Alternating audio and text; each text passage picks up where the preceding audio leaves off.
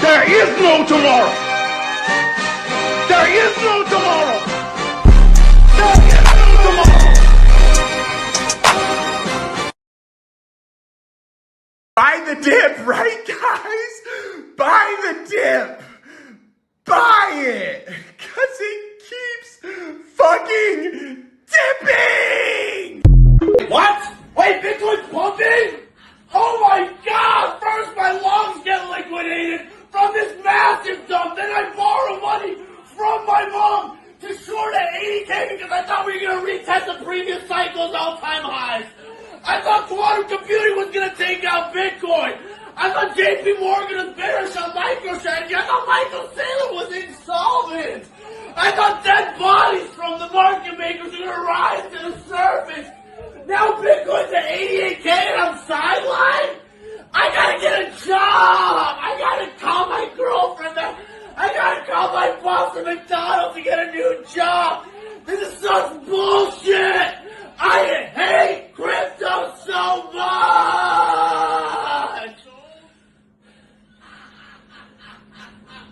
Imagine selling now. Honestly, man. Fucking imagine it. Looking at your fucking kids in the eyes and being like, you know what? I'm real sorry, my youths. Daddy fucking went and got a sex change. You know what I mean? No more big dick. Daddy got a fat pussy now, okay? You're a fucking weakling. Fuck that, man. I can't look my children in the eyes knowing that daddy fucking sold on dumps. On fucking dumps, man. You fucking idiots. Who the fuck is selling? I don't know anyone selling. My team ain't selling. I know bag hunters ain't fucking selling. Gem hunters ain't selling. So who the fuck is selling? Michael Saylor buying. Grayscale buying. Elon Musk on the Tesla cash flow fund is buying. So who the fuck is selling? I tell you who's selling. Little weekend pussios that didn't even fucking want to be in this game anyway. Didn't understand it. I'm in it for the tech. Fuck off, mate. You ain't... Broski, the market is so red, I thought my MacBook was bleeding. This is the end, cuz. Yesterday I was a millionaire, today I'm a slumdog. This is not a dip, this is a black hole. Imbeciles. They have no idea. This is not a black hole, this is the beginning of a big bang. Why is Broski not panicking with us? Yeah, why is he so unfazed? Have you checked your wallet, cuz? The crypto is down 85%. Allow him, broski, he's still in denial. Is it down by 85%? Or is it 85% off? Oh shit. No, gang, not the hustler mindset. Not the hustler mindset. Bro said it's not a crash, it's a circumstances, but you can change your mentality. Remember, brothers, the market sends his toughest battles to his most financially literate soldiers. When the Nasdaq falls, will you give up? Or remember that no amount of setbacks defeat a qualified mind. You see a dip and start to sell, but I remember that sudden emotions lack logic.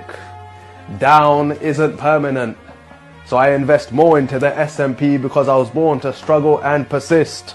Nah, man, them. How does he do This it? guy knows something. Broski, was you in the board meeting with Donald Trump? So tell me, brothers, when the crops go dry, will you sell your land or sow more seeds, knowing that the harvest will always return? He's really got that hustler mindset. Bro's got that JP Morgan mentality. That's that quarter-zip discipline, cuz. Yeah, gang. Yeah, a few individuals that make it out, cuz. This guy's one of them. In the Garden of Eden, Trenbolone was what God told Adam not to fucking partake of. He said, you can have anything else in this garden, anything. But if you eat that fruit over there, it's going to cause your fall. It's going to make you realize all the things about yourself that I don't want you to know. Coincidentally, Trenbolone was originally prescribed to women. See, that's a little parable, isn't it? So who was the person in the Garden of Eden who got the Trenbolone first? Eve. Just like they originally prescribed it to women, Eve got the Trenbolone in the Garden of Eden first, and she was like, boom, holy fuck, this shit is good. I feel like a savage. I don't need these skin coverings. I'm going to let this pussy out. In fact, I'm going to take this pussy to Adam and let him knock the dust off of it. So she goes to Adam and says, dude, you got to get this in you. Partake of this fruit. It is very good to eat. And he did, and then they fucked like jackrabbits. And God was very unhappy about it because Trenbolone makes you a god. That's what it does. It's the God hormone, which is why God didn't want us to have it. Do something called investing. Uh-oh. This started with Papa John's Pizza years ago. He dropped the N-bomb years ago, and the stock of Papa John's plummeted on pure emotion. People are like, oh, it's terrible. People still like the pizza. The fundamentals didn't change. So I just bought the shit out of the stock. 2 days later, it was right back where it was. Ooh, that's a smart move. And I call it investing because of that. So I look for these emotional drops in stock. So the other day with the Cracker Barrel thing, it's like no one really gives a shit about the rebranding. So the stock plummeted. So I jumped money in 2 days. It wasn't a big hit, but $2,000 in 2 days. I pulled out. It went back down. I'm like, fine. Investing works, people. It's socially, what you just said was abhorrent, but fiscally wise. Yes, I'm fiscally racist. Pretty wise. I'm very liberal, but I'm. And the decision of one man to launch a wholly unjustified and brutal invasion of of Ukraine. Iraq, too. Anyway, 75.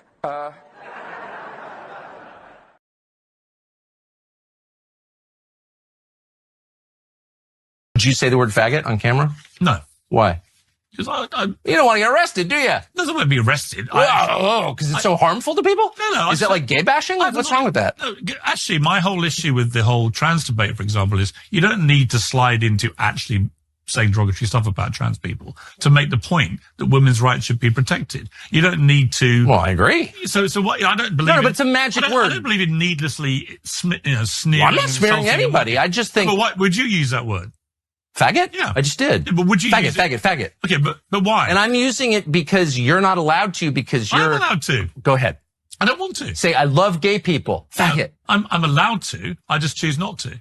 This chick just got arrested for it and convicted. Right. So that doesn't have a chilling effect on your ability to. Look, there are people watching this who will be offended by the use of the word. I'm sure they shit. will. I'm not anti-gay. I never have been. I can use any freaking word I want. Just put in 30% of your entire portfolio into this meme coin, which is pretty much held by snipers. Who are the snipers? Go get the snipers. Go arrest the snipers. We don't know who they are, but they're dumping on you. Do you want to sell here, Mr. Expert, or what should we do? What? I don't even know how to sell. I've never sold in my life. Well, what we can do is we can monitor what the whales are doing. What the? If the whales are selling... Now there's whales involved. What the hell are you talking about? Can you guys speak to me a bit on English? Okay, so we have influencers, insiders, whales, snipers. Fuck around, the more you're going to find out. And also, if you stay down here and you never fuck around, you'll never find out.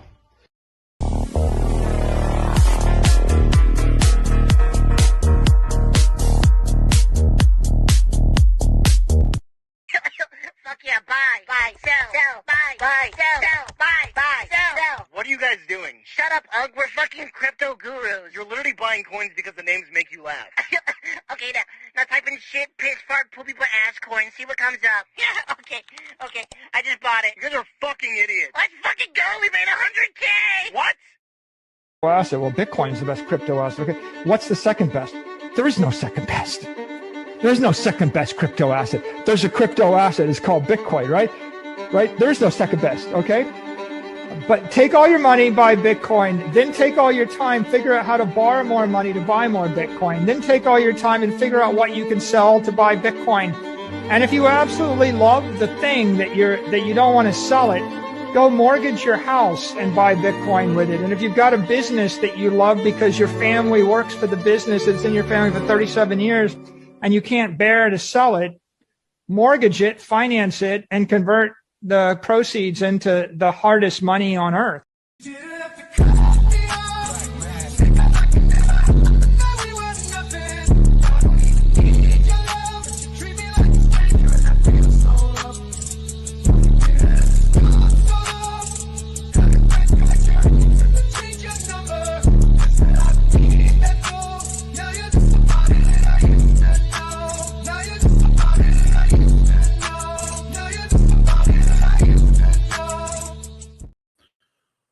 What is going on, you guys? It is Dollar Cost Crypto here with Ask Me Anything 144 sermon. We're close, you guys. I track analytics and stuff, man. We're close. But wait, we got a lot of people in the chat right now, man. I wanted to actually do the stream a little earlier, but just couldn't because of, being a parent. And if it isn't apparent. But hit the like button, subscribe, hit the notification bell. This is an Ask Me Anything. Obviously, you ask a question, I will answer it. I don't really stray away from almost any topic, really. But I try to keep the stream at least, worst case, 40% crypto. But, having the TISM, it's incredible, basically. But actually, the first person to actually say anything on this tweet today is actually Pomsey right here. Is $1 billion enough? PulseX. I think that's enough. Yeah. If it seems like a lot of money, then probably is enough for the most part, man. But broke forever, man. Oh yeah. We got Donnie here, man. What's going on, brother? Got Jose in the chat, man. Let's get it. What's up? We got Marcus. What's up, y'all? Hey, y'all. Sorry, I couldn't help myself. We got Brandon, man. Let's fucking go, brothers. Let's go, man. Oh, we got Crypto 7, man. What's up, man? You buying the course dip? Some stuff, yes. Some stuff, no. But I'll get into it in the video and stuff. But there's a couple things I've been buying. I actually bought another Ethereum, believe it or not. Just one Ethereum, nothing crazy. But that's just for a super long-term hodl. I'm putting it away for my son, basically, which is really cool. Or I should say like family. I should say like family fund. But, yeah, it's my son right now. Eduardo, fire. Someone told me to try rosemary oil and stuff like that. I don't know. I've been trying emu oil. It works pretty good. Keeps your hair very moisturized. But investing. That's right, man. Oh, brown conservative, man. What's up, G? Love Tucker, man. Yeah, Tucker's cool. But his daddy is CIA. No way around that one. And yes, we went all over all these hair stuff for all the guys in the Citadel, peptides, all kinds of cool stuff, crypto questions. It was a really successful. So I didn't stream yesterday because I did almost a 3 hours. Like it was like a really long, what's called AMA call with the Citadel. A lot of people showed up. It was really good. We got to answer a lot of questions for everybody, which is pretty nice and stuff. So yeah. Yeah, we got a lot of people in chat. Holy shit. Drop it in Citadel. Yeah, everyone asks it. I always drop all the memes in Citadel. You can download them there if you want them, man. But yeah, there is no tomorrow. That's right. Let's see. We got TC here. DC, do you think Russia and Israel conflicts contributed to the lean pull? I mean, not really. I think they shook up the stock market for a bit, but I don't think that was the real reason. I mean, honestly, I think it's more have been just the Israel conflict stuff has just been going on forever. It's really just I don't want to say not a nothing burger or anything like that, but it's been going on for fucking ever. Genocide and war and people dying. I'd say the Russia one was a lot more serious, but I think more people were taken back for how like inept Russia's military was in the beginning of the conflict. It looked like if you actually looked at when they were initially going into Ukraine, they were steamrolling and then they ran out of gasoline. Like literally, they ran out of gasoline, and then from there they've been kind of pushed back. But now they begin after 3 years almost, like they've actually begun taking ground now, and now Ukraine's kind of in a compromised position now and stuff like where before I think there was more of a chance for Russia to have said all right, we'll just go back fair to square, but now they're actually taking ground now, which is kind of insane. Red Pill Life 6 shit, dog. God damn, that'd be a lot of money. Myron Jr., what's up, G? Is your name actually Myron? That'd be kind of funny. Damn, Miguel looking skinny as fuck. Hey, leaning out, brother, leaning out. The only thing I fucked up today, I had no workout today. I gotta hit the gym today, so that's something, man. Oh shit, it's a 3 scale. Yeah, I know that's one of the funniest me. I saw that. I literally found that after the call. I was laughing my ass off. I had to play it, man. Was it close to climaxing? Climaxing. Oh, that's funny. There's so much doom and gloom. I know. I love it. It's cool. We're close though, and you can tell by the views. I mean, it's really fun. It's apparent. People are kind of hype beasts. You have to be counterintuitive to make money in crypto, especially how fucking stupid crypto is nowadays in terms of just whether you want to say the IQ is higher or there's just more players or stuff, or basically the lack of retail and kind of how shaky the I would say not TradFi market, but I would say more like Main Street market is right now.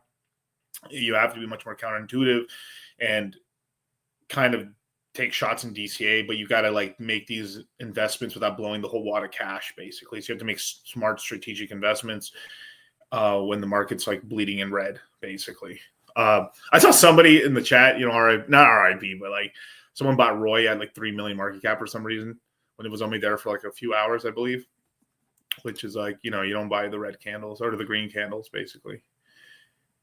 Any products for graying hair? Actually, not really. No, I mean, you're going to dye your hair. That's it. I mean, I have not found or heard of any product to bring back to your hair being dark or blonde or whatever natural or brown, whatever natural hair color there is.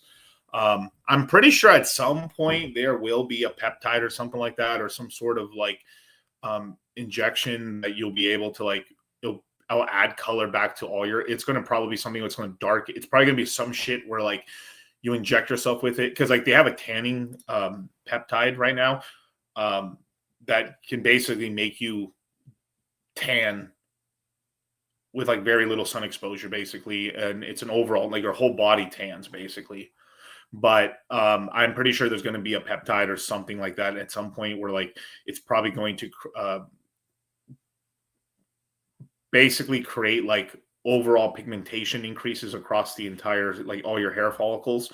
But it'll probably in the way I think it'll probably end up working is it's probably going to initially make your hair darker everywhere, and maybe then at that point it will start darkening your white hairs at some point. But I think you'll have you'll start noticing little hair on your face, maybe in your chest that you never noticed because it was white, and so there could be that.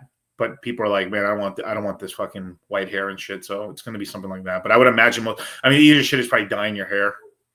I mean, you can probably get away with dyeing your hair for fucking ever. Basically, it's not as long as you're kind of in shape and stuff. Most people don't even find it weird until oh fuck, you're 50 or 60. What the fuck, But then from there, usually people just paint their eyebrows and keep a patch dark as fuck and the rest is white and stuff. That's kind of the meta everyone uses basically. Rosemary oil regrew my thinning hair. That's interesting. I mean, I've never tried it. I'll try it, but Miguel, you gonna use your son to scam people out of the money? Absolutely. Yep.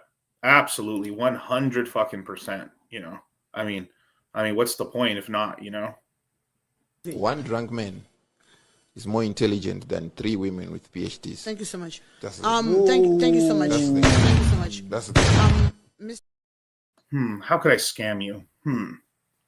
What could I have you buy right now to scam you? What a question. Look, I get that's the first real retarded question I've gotten in a long time, man. Shout out to the boy, bro. Oh my god, man. Jeez, that's funny, man. Oh my god. We've never Ricky Romero, man, we never had a bear market with liquidity expansion. I highly doubt we're entering a bear market. Yeah, I mean, I don't think so either. I think we're just in a lull period right now. I mean, what? 4 days from now, we got interest rate cuts. It'll be like 25 basis point cut.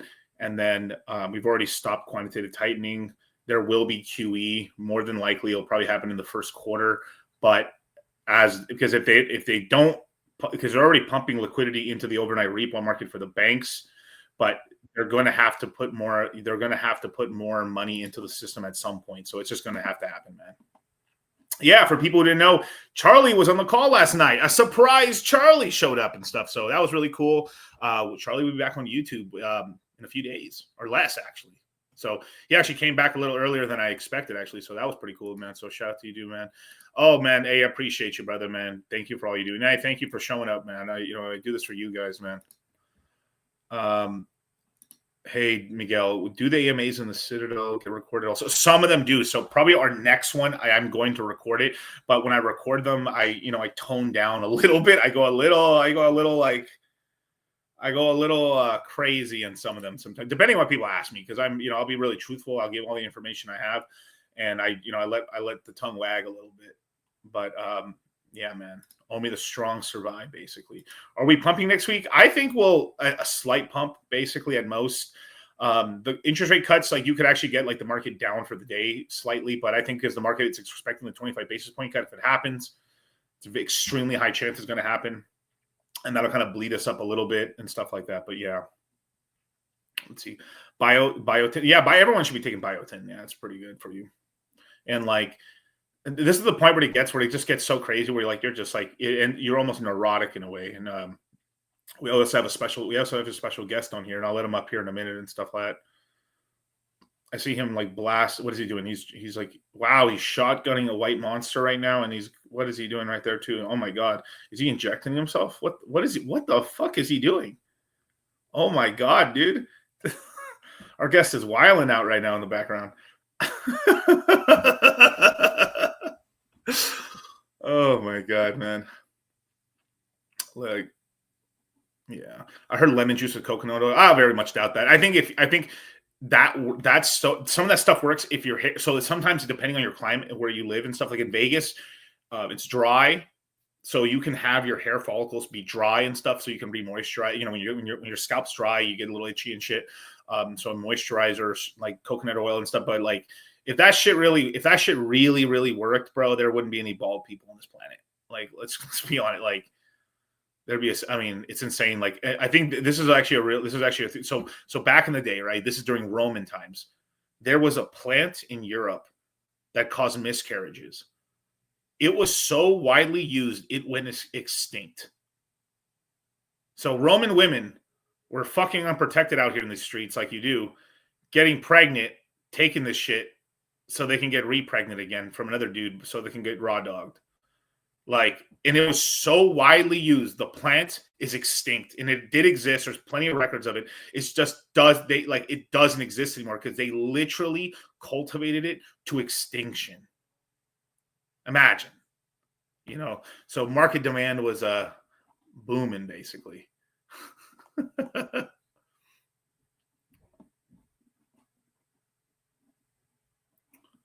Let's see. And what's up, man? What's up, Money Gang? Yo, how's it going, man? How you doing? Doing good, brother.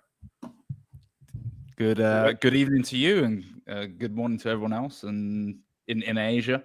But I thought I'd say hello and pop in and come in, man. I gotta ask your reaction though, because if I don't get red pilled, I get red pilled every day, like more and more. Like the Akash Singh drama. I don't know if you've seen all of this kind of stuff on the internet, but you know the comedian Akash Singh, like Myron's been going in on him.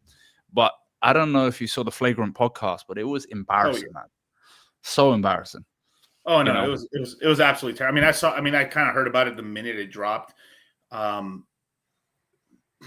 This has just been it started with Will Smith, and it's just been nonstop bullshit. Like every 3-4 months, there's a new kind of episode of like someone's wife or significant other just embarrassing them from like, it doesn't matter from what age, from like 20-year-old Twitch, fucking Rumble, kick streamers, like to like, you know, these big mega celebrities, to like everywhere in between, comics. It doesn't matter. Like this is something that we've been talking about in the Red Pill, and at least me specifically, I've been saying this, at least in the crypto side, that like, you know, I always think it's a bad. People have asked me because like people want to like start streaming. Some people start streaming, or like, you know, I know some influencers in the crypto space, and they talked about maybe putting on their significant other or something like that on the, and I tell them every time, fuck no, don't do it. It's more of a detriment. I mean, people, it's an easy way to get engagement. Show your wife if she's good looking or she's your girlfriend. Like, it's easy views, you know.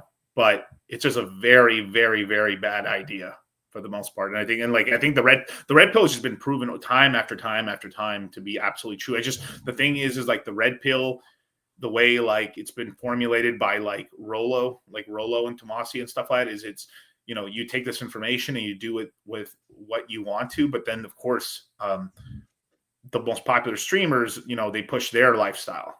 Right. So like that, then people equate that to like, that's what you're supposed to do. Like, you don't have to be a fucking whore in the streets as a dude. I think most guys can't if they want to. I think most guys want to, but they can't. Yeah. Most guys want to sling dick out here. Right. But most guys can't sling dick, but they would. But you don't have to do that. Basically, that doesn't have to be your life mission. Like, oh, I just want to like smash every chick in sight, basically. No, and you probably shouldn't, to be honest. I mean, unless you're, no, it's not going to be a good idea long term. I mean, there's something to be said about pair bonding. I think it's more for chicks, but if you're slinging a lot of dick out there, you're probably you're going to struggle to pair bond in the future as well. I mean, they've literally like looked in, like, I forgot what it was. Like, I'm not sure if it was a CAT scan or some sort of MRI. They've looked into guys' brains. They you know, they put the wires in and stuff like that, and they show pictures of women, or they show pictures of like just basically good looking women and stuff. And the part of our brain that turns on first is tools. The tool part of our button, basically, before like the emotional side turns on. I mean, because, you know. But I think there is like a point. I think it's been talked about a little bit in the red pill. If you get really deep into it, that like, yeah, like it's kind of like, it's not like men are immune to like, you know, if you sleep with, like, let's just say you slept with 500 women over the time, not all of them like being like hoochies and whores, but like maybe some people you actually liked, and then you would start getting kind of like jaded. Even a guy gets jaded. It just takes so much. The threshold to get jaded is just so much higher, as well as like, you know, you could just go on a sabbatical where you're like, yeah, I'm just not fucking, I'm just like, I'm in work mode. And then eventually like the hunger side of the male side just like overrides that and goes like, fuck it, I'm gonna try one more time. Where like a woman, it's just the threshold's so much lower, basically. Like they're parable. I mean, they're just naturally, they have sex, they release all these hormones and stuff, you know, it just happens. Guys too, but like, it's just different, you know? Yeah. Yeah. It's, I've seen it. I've seen it with guys who are top tier, and they become a little bit, I don't know how to say it, like disengaged, or this bit jaded, a bit kind of off, you know, because what happens is they see the best and worst side of the opposite sex, and then maybe they become a little bit black pilled. They become a little bit like really, really jaded. I mean, so a lot of guys I know become very angry about it, but I'm like, that's not the way you kind of. The red pill was mainly just to diagnose the issue and kind of show the reality, and just go through the kind of the things that you've grown up with and what people have said, and then just explain how men are, how women are, and then with that information you just deal with it, right? Like, you have to be on your game, you have to be constantly making money, you have to be leveling yourself up, you have to improve yourself with self-development, and and that's just part of life. And you can't turn off the gas. You have to keep the gas going. You can't just put the brakes on and just chill. Unfortunately, you do have to keep leveling up. No, definitely, man. And then and if we look at where did I had a really good call at the Citadel, it's like a private group and stuff like that, the Citadel last night, and I actually talked a little bit about this, even with Richard, actually, kind of his origins. But if you look at the origin of the red pill, it came from pickup artist community, because guys are all right, I'm gonna use logical here, but we look at a problem. Okay, I fucking suck at this. How can I get better? Right? Game is game. Right. So it came from that red pill. And then what happened was at the time, the internet was really young at the time. So people were just mostly it was kind of almost like AOL forums. It was kind of like that in the beginning, So Swab forums. I mean, even some of the bodybuilding.com forums, there was entire things in there. And I forgot the name of the other website. There was is it Teen USA or Teen? It was a bodybuilding court for teenagers and stuff. Or by teenagers, it was kind of people in their early 20s, basically, and younger. They were talking, and they're they talk about all this stuff about from steroids, all the way from working out, and all this other stuff. And then so all these different forms together, what ended up happening is a bunch of men started relaying a lot of what happened to them in the real world. They're hey, Junior's girls do this, dude. My girl did the same shit. What the fuck? Yours too. And then Rollo was in the mix of all that at the time. But he was but I think he worked originally. I think he not anymore, but he worked in the alcohol industry and stuff like that, and professional and stuff like that. And then he was just kind of doing it as a side thing, and then he compiled all this information together, a lot of his own takes, and put a lot of things that people hadn't completely put together, and then put it in written form, and it changed the whole landscape of it and stuff like that. But even before that, you had the mystery method, which was that was the zero. There's a Bitcoin moment, that was a 0 to 1 moment. Basically, it was kind of the only other moment besides that in the space was what's it called? It would have to be men are from Mars, women are from Venus book, or there's some old school shit back in the day. That's the only other books about it, and besides people watching or reading books about Casanova and stuff, these little that's right, damn near made up stories and stuff like that. But then there was mystery from Mystery Method, and he picked up. I bet you he was also reading stuff and kind of figuring stuff out. And then he changed the whole work. I mean, he changed the whole game with what he was doing on the internet. And then Neil Strauss came out with the game, and then that book was wildfire, and it started the whole industry up. And then from there, there was this whole the RSD, which was the guys right after. They were some of the students of mystery, but a lot of them, I would say, if we look back now, they're a lot more on the autism spectrum.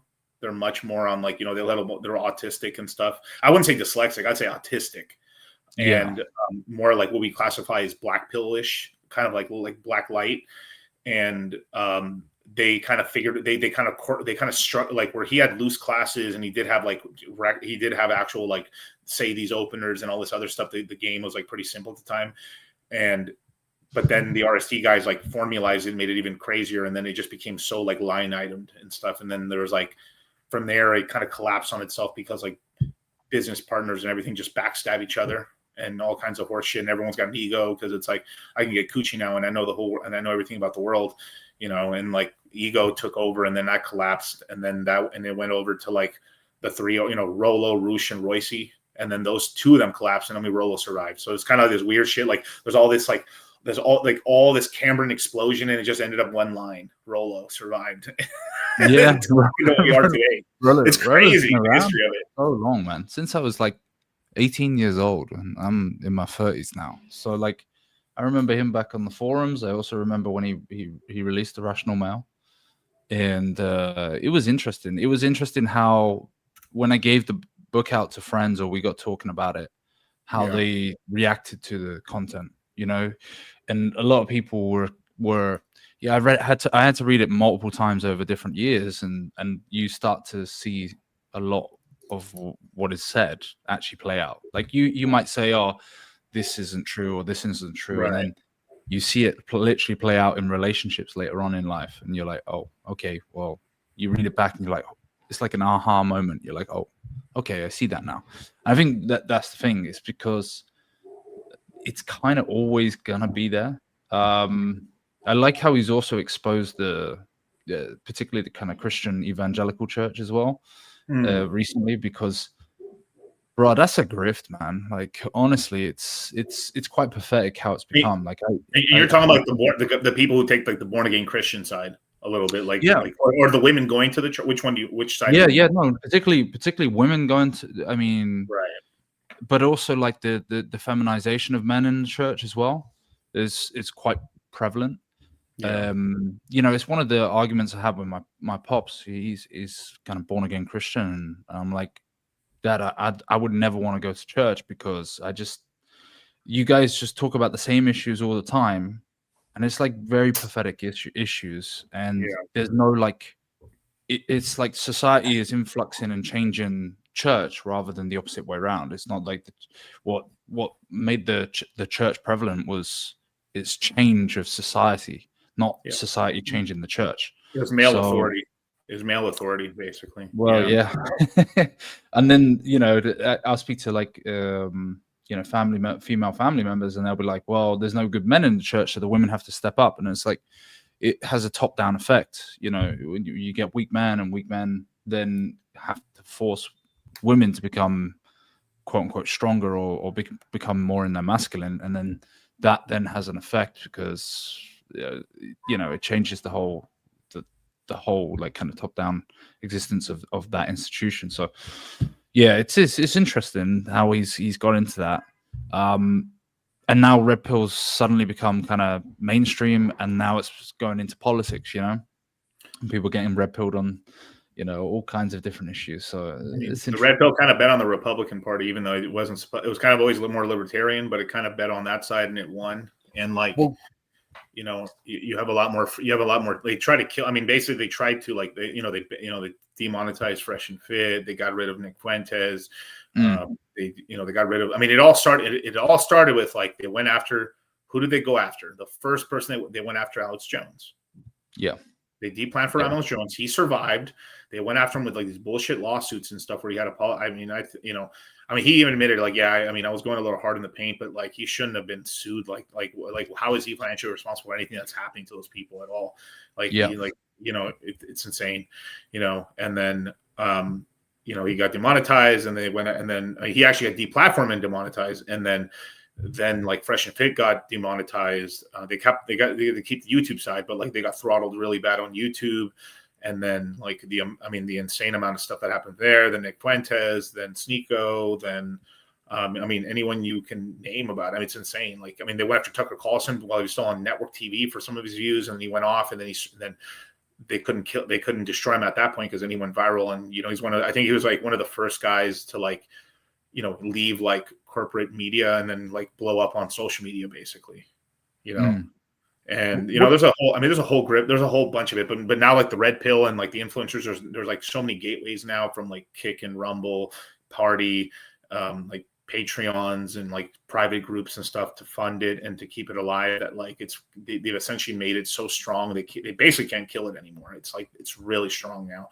And two, that like every time they try to do something, like women and like society end up proving the points right again, and it goes viral again because it's so apparent, because it's like that's the number one, like the number one thing people care about is like women fighting men and men fighting women. It always comes back to that, basically.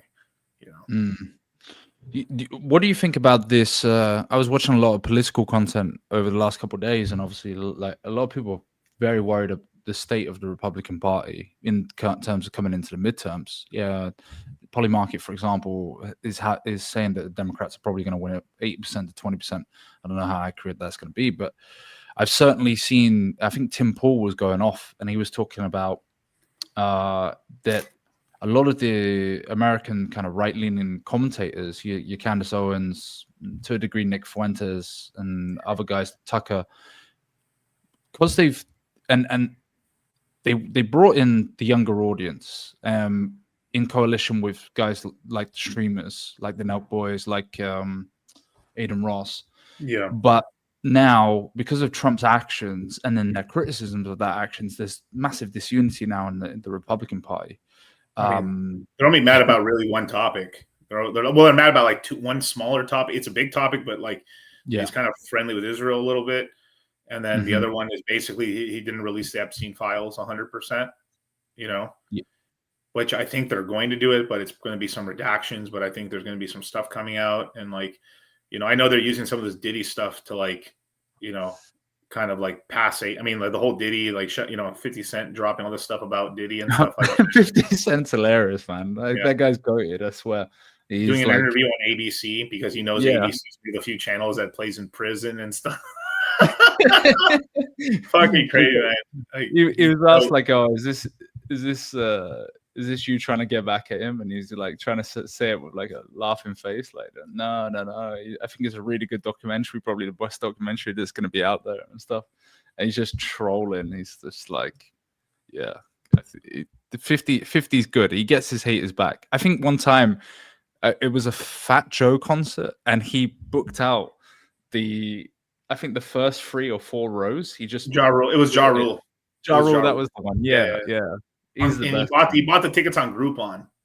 Yes. Like he's like, I didn't even pay full price, dog. I bought the whole front three front rows on Groupon on a discount and stuff like that. And then, like just to get back at it. Like he's very good at marketing PR. Yeah. And Diddy kind of threatened 50. Like he sent him like funeral flowers to 50. Yes. Yeah. But that documentary, man, is it already out on Netflix? I don't really. Yeah, I think it's a mini series, or like it's like I haven't watched a single episode just yet. I've just seen all the news around it. I just haven't had time. But like, I do plan on watching it. I know it's gonna be hilarious, and it's of course there's gonna be so much bullshit about like the Biggie Tupac stuff. I mean, oh my god, dude, that alone is like infuriating. But like at that time, all those guys were all fucking underage girls. They're all. I mean, like what about Aaliyah? Who like she was underage? All of them were fucking her, and then and R. Kelly was fucking her underage too. Like all of them were fucking her. I don't even laugh, but it's fucking ridiculous. It's like, god damn, dude. It's like, sheesh. And there's a lot of that going on in the music industry, and it's just any play that's going on in the streaming industry too. Except they're kind of just doing that to themselves. The girls are doing it to themselves and stuff like that. But like. Any place where you can get fame or clout. We call it clout now, but fame or clout and stuff. People will do crazy shit, sign crazy deals. And I mean, like some of the top streamers right now that are out right now are, Aiden Ross is the one that puts them on, shout out to Aiden, but like he, like Neon blew up because he owned, like, apparently he owns half of whatever Neon does. And then Neon blew the fuck up off of that. I mean, that's what they say, That's special money, is it? Oh yeah. I like Aiden though, but like he's shrewd businessman. He's doing some deals. He's basically he was basically the New Age record label, except like I mean he is, but he's probably given better deals than fucking the record labels really do. But it is a sort of a fleeting thing where like if you fall off bad, and like it is what it is, But Man, this crypto's incredible. I know we're pretty close or something right now because it's like the the bearness is getting so big. It's incredible. Yeah, the bearishness is big. Yeah, I can definitely feel. I mean, it's been dead, man. Like I've been checking crypto Twitter, been in spaces and stuff like that, and I'm just like, wow, this is rough. I think it's more rough than the times that I was actually in the 23 bear market, right? 23-ish bear market. I would say, yeah. Because, I mean, 23 wasn't a bear. I mean, well, if you didn't know when to jump in, yeah. But, like, 22 was bad. I mean, that was the worst. I mean, nothing's compared to that. Like, that 5-week period of just, like, every day you'd go on Twitter, you're like, oh, my God, what else is happening? Oh, my God, what in the fuck? What? 3 Years Capital goes bust. What the fuck? Like, oh, Luna's imploding. What the fucking FTX? Celsius? Fucking BlockFi? What in the fuck is this stablecoin? USDC lost its peg, remember? Also, we're like, what in the fuck is like, I was telling Charlie, like, every day, it was like, I'm getting punched in the fucking, I'm like, what the fuck is happening? That's the worst week. I don't know, that's in the summertime. In 22 was the absolute worst time ever, all time in crypto. I just every fucking day was just, and then we were out at that time. We were mostly like completely out at the time. Like by April, we were like me and the crypto mindset guys and stuff. We were completely like holding. All I had left was some Hex and USDC, basically. Like at the time, that's all we had. All I had left. I bet you wish you went into USDC at that time. Huh? What do you mean? With the Oh, the unpegging. I wasn't that worried about it because like when I saw it, it was unpegged, and then by the afternoon it was already like in 98 cents and it repegged. Because I wasn't worried. I wasn't worried about that one because it was Circle, J.P. Morgan. It was. I knew it was too like Tether one would scare me a little bit, but because they're more of like a lone wolf out there, but they're so titanically huge. I mean, they make so much money, bro. Like they make $500 million a month today. That's profit. crazy. $500 million a month. They're trying to create this whole fear mongering thing that they're going to go under, and then literally the CEO is like, "Okay, retards, like we make $500 million a fucking month right now. We have a bunch of assets, and then here's the thing that people don't calculate. They're like, these guys are chasing yields. When you buy a bond with the let's just say like I buy a 10-year Treasury with like at paying 4.2%. Just say some number like that, right? If interest rates are coming down, the bond it's locked. It's like a hex stake. It's locked in. It keeps paying that no matter what. You locked in your APR, right? What happens is that because the rates are coming down, the price of the bond, if you go in the open market and sell it, it keeps going up. So if like as an example, like so in the I think it was like the end of when was it? Maybe the beginning of 24. I think that was the peak of like interest rates. And so basically you could put $1 million into a 10-year Treasury and get paid about $52,000, $52,500 a year in interest for the next 10 years. Okay.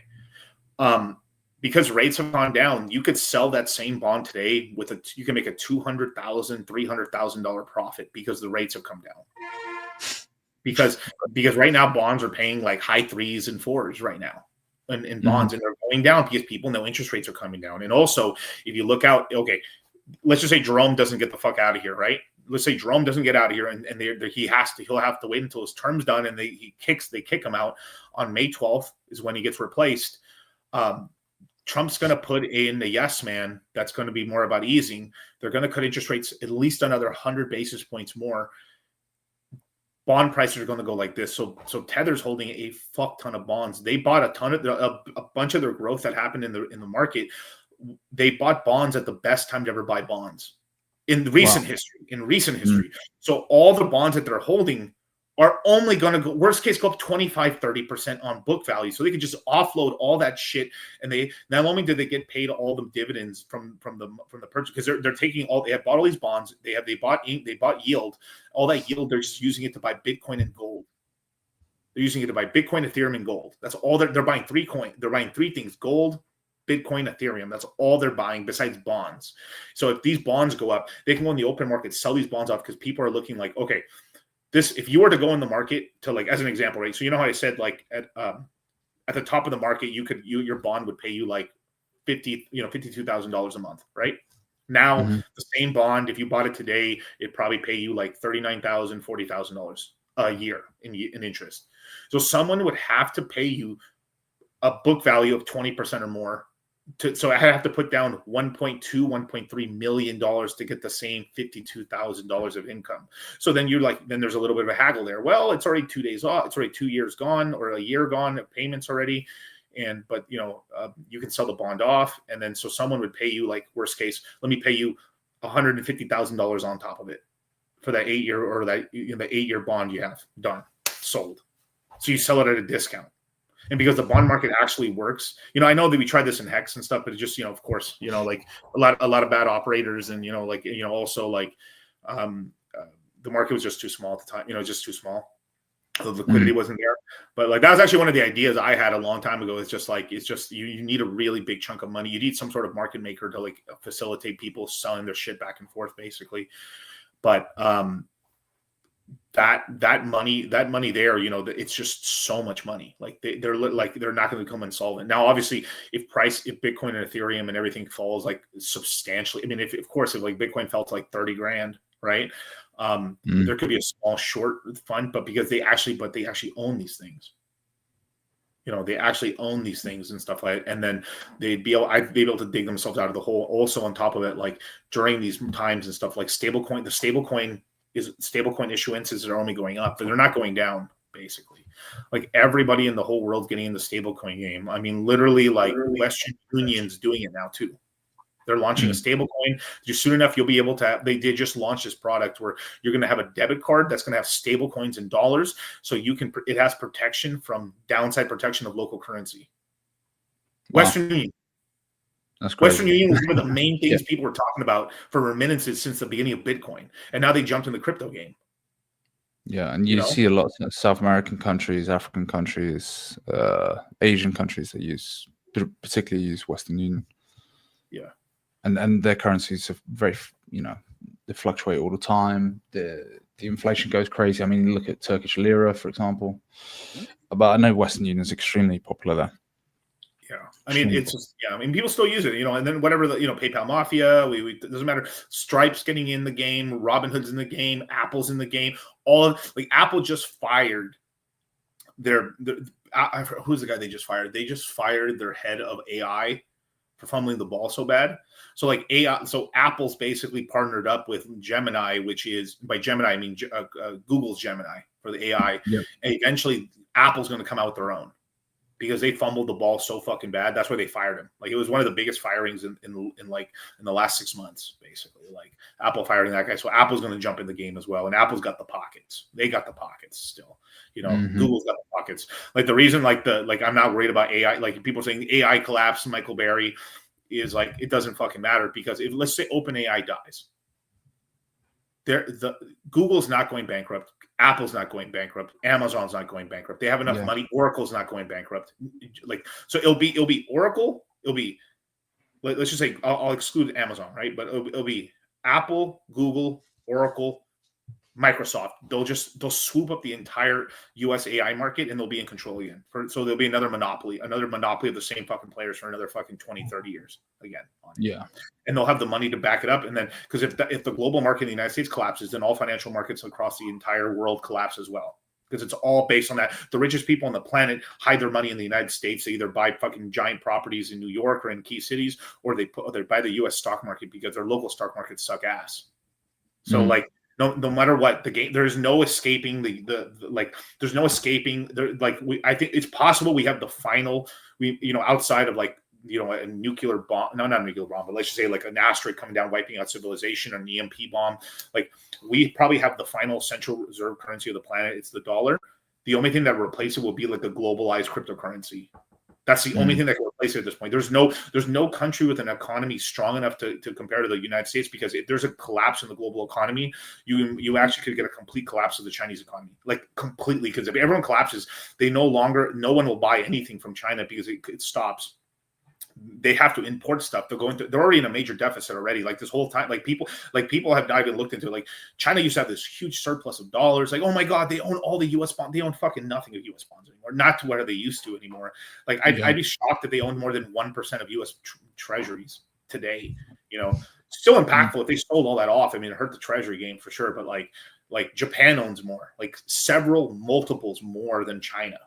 And if China can't import things, they import most of their food, they import all their oil, they import everything into China. If there's ever a stop of global trade, the entire Chinese government, and what would happen? People would revolt, the whole government would collapse. Yeah. So the only game they're playing is okay, we'll just play the gold game, and we'll just pump up gold to hurt the dollar, but that's not really going to change anything really. Because then what will happen is they're exporters, so they have to weaken the currency in order to try to be able to entice people to basically use them as a factory. At any point, stop me. No, you're dropping, like someone said, you're dropping gems, man. And it's true. Yeah. Let me say one thing because I owe this. He super chatted last time. I completely forgot about it, man. Shout out to Fast Abdul here, but. A word from our sponsor, the Vault token is live, like Liquid Loans. Oh, no, not Liquid Loans. But wait, there's more. No 50 million sacrifice required. Borrowed 0% with Pulse, VPulse, UPulse, ProveX, and more. Operator standing by, probably. Beautiful. But hey, I'll give this man. Abdul's a hardworking man. He always be dropping cool projects and stuff like that. So I'll definitely do a review and kind of look into what he's dropping. But I don't know if it's launched yet, but. Shout out to Fast Abdul. Yeah, I'm pretty sure he launched the ticker on Pump Tires. Okay. Gotcha. And then it bonded and did all right, and then I think it dropped down. But I think anyone could do a better game and better job than Liquid Loans. I mean, literally anyone. I mean, damn near anyone. So Yeah. I mean, it needs to be studied, man. It's, it's it needs to be very sued. It needs to be sued. Like they're like, okay, there needs to be like a utility token bill of rights where like okay, we need to get back to shareholder value at the end of the day. Like meme coins are a separate thing. If a meme coin's a meme coin, okay, and it's already by law, it's already like you can't go after people launching meme coins. It's a meme coin, dog. Yeah. Okay. I bought pissed dog. I mean, literally, like I have a meme about investing in meme coins. It's like Fuck yeah, buy, sell, buy, sell. What are you guys doing? Shut up, Ugg. We're fucking crypto gurus. You're literally buying coins because the names make you laugh. Okay, now type in shit, piss, fart, poopy, but ass coin. See what comes up. Yeah, okay. I just bought it. You guys are fucking idiots. Let's fucking go. We made 100K. What? It'd be like yeah, there's that, right? I mean, it's a casino. You know what it is, right? Like, you know, the crazy shit fundamental wise, the casino tokens have more fundamentals than most things in crypto because they actually produce revenue. Yes, you know? the more of an RWA, whereas everything else is like shit. Like you need to have that revenue go back. If the revenue is not being spent to help propel if they're not doing buybacks, which is we're spending treasury to buy the token back to lower supply so the token can go up in price, cool. Or you are not like essentially doing buy and burns or buybacks or whatever you want to call it, or paying direct dividends. I think direct dividends is a terrible idea for the because I think direct dividends hurt most things unless it's like a small portion of some pool within the project itself. Besides, if it's the main gimmick, you could have a lot of people just sitting on it. And I've noticed tokens that just like all the revenue goes to dividends, then the token like flatlines very heavily. Like at least what I have noticed quite a lot. You need a combination of it, or just be extremely buy and burn. Like you need to make it scarce as fuck, basically, and just destroy it. Basically. Yeah, you have to destroy the supply. I've seen it quite a few times. There was a lot of projects on particularly Pulse Chain that were like that, and yeah, you just saw them go up, go down, and then just there's nothing to it. And I was getting some top signals, like some guys were talking about they're going to pay their daughters college tuitions. I'm like, bro, like, don't say that in Telegram groups, bro. This was the Finvestor ecosystem, and they had a form of dividend or some form of yield or something like that. And I just was like, man, this is topped out. This is not good. This is kind of cooked. Because I was like, bro, like, if you're making that much money, just shut up. Yeah. You know, do a hodl dog and just delete all your videos and just keep quiet, bro. Oh, did he? Oh, yeah, he did. No, wasn't he doing lo-fi videos, or like, wasn't he doing some kind of like, he was like, this whole channel became 24/7 music or some shit? Yeah, I mean, like, he did this lo-fi 24-hour stream that just, I guess the ad revenue is good on it. I don't know. I'd seen a lot of channels like that because some people, when they're studying, they're watching some lo-fi, beats. I get it. I get it sometimes, but like, I don't know. I think people are jacking off too much of lo-fi or like whatever. I don't know. Yeah. I think it's been a phase. Yeah. But yeah, I remember him back in the day. I mean, he was doing what, like day 20, hex stakes, this, that, and the other. I have this many t-shirts and this. He had to delete his videos because I don't think he wanted people to know how much hex he had, particularly as hex was climbing extremely high. I've been getting like not a lot, but like there's been some people and like other chats and stuff like that have been saying like, of course when things go, do not flood the Lofi beats. Oh, I definitely can. Like Lofi's way better than trance. I fucking hate trance. I think trance fags need to not die, but like Silver, like there's no drop. It's like foreplay with no sex. It's like, all right, at some point, dog, it's like you're just not even, you're like you're not even making out good. No tongue, no nothing. It's just like dry lips, not even no good dry hump, nothing. It's just like, fuck, dog, what are we doing? Like, it's horrible. Rain for Sleep, yeah, that's another. That's one. Okay, White Noise. I've been forced to listen to White Noise every fucking night because of my son. Like, and literally, sometimes I wake up, depending on which white noise you use, I literally, I woke up and it sounded like there was someone using a blowtorch in my room.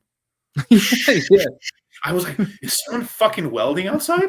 Like, what the fuck is that noise? And then if you click on a different video, right, it's white noise. And then I wake up and it sounds like there's a fucking like a tidal wave about to hit my fucking room or some shit. I'm like, what the hell? You know, but you know, love of the game, I guess it is what it is.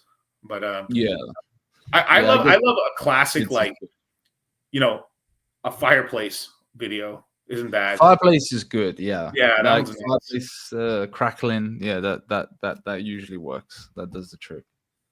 Yeah. Or just you know, taking a load of zinc, or just staying out late and boozing. That just like ZMAs.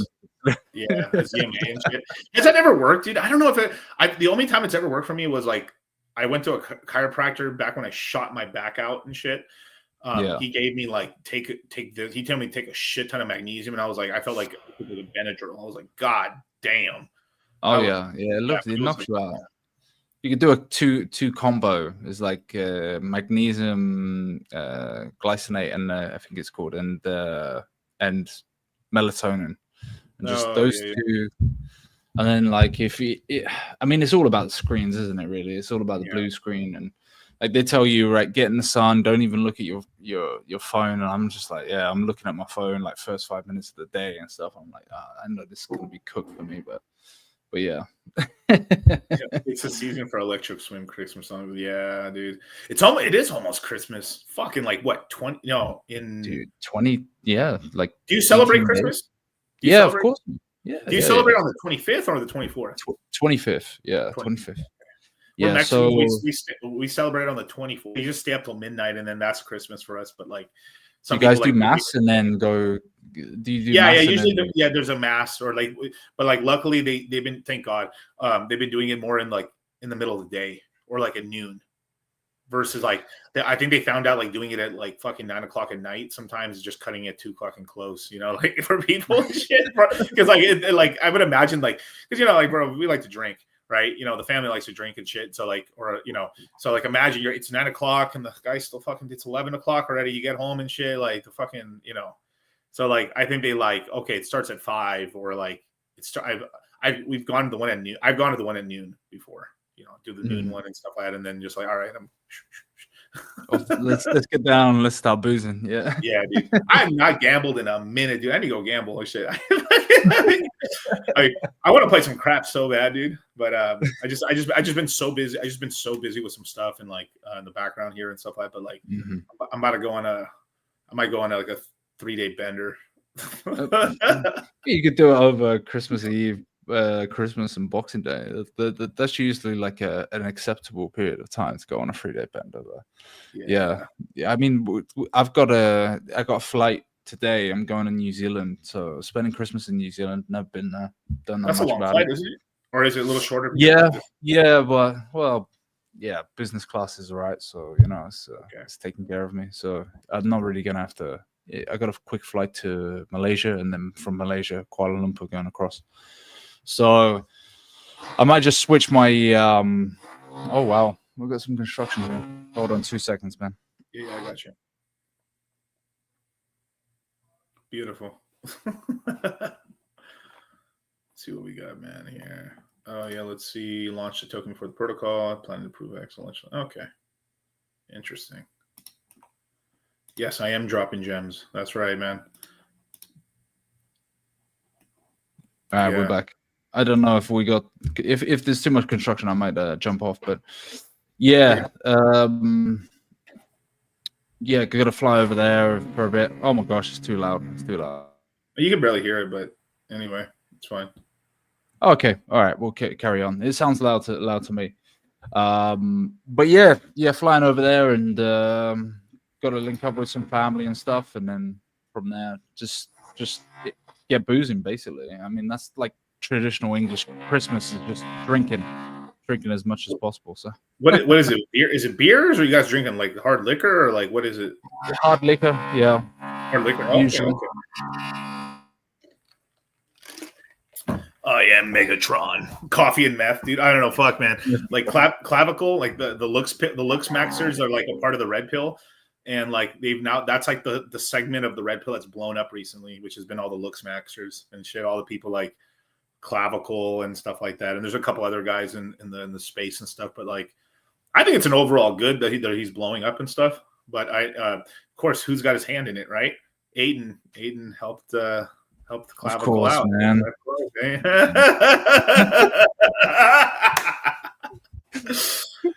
You know, it's like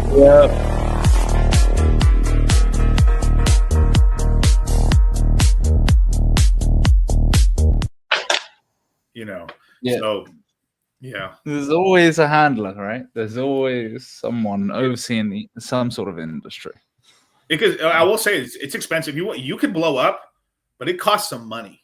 It costs some money. Like you need to basically do like basically everyone's. I mean, like Aiden just copied like Tate's strategy. I mean, Aiden has basically like an army. So he's super famous. He's like he's a king on Kick basically.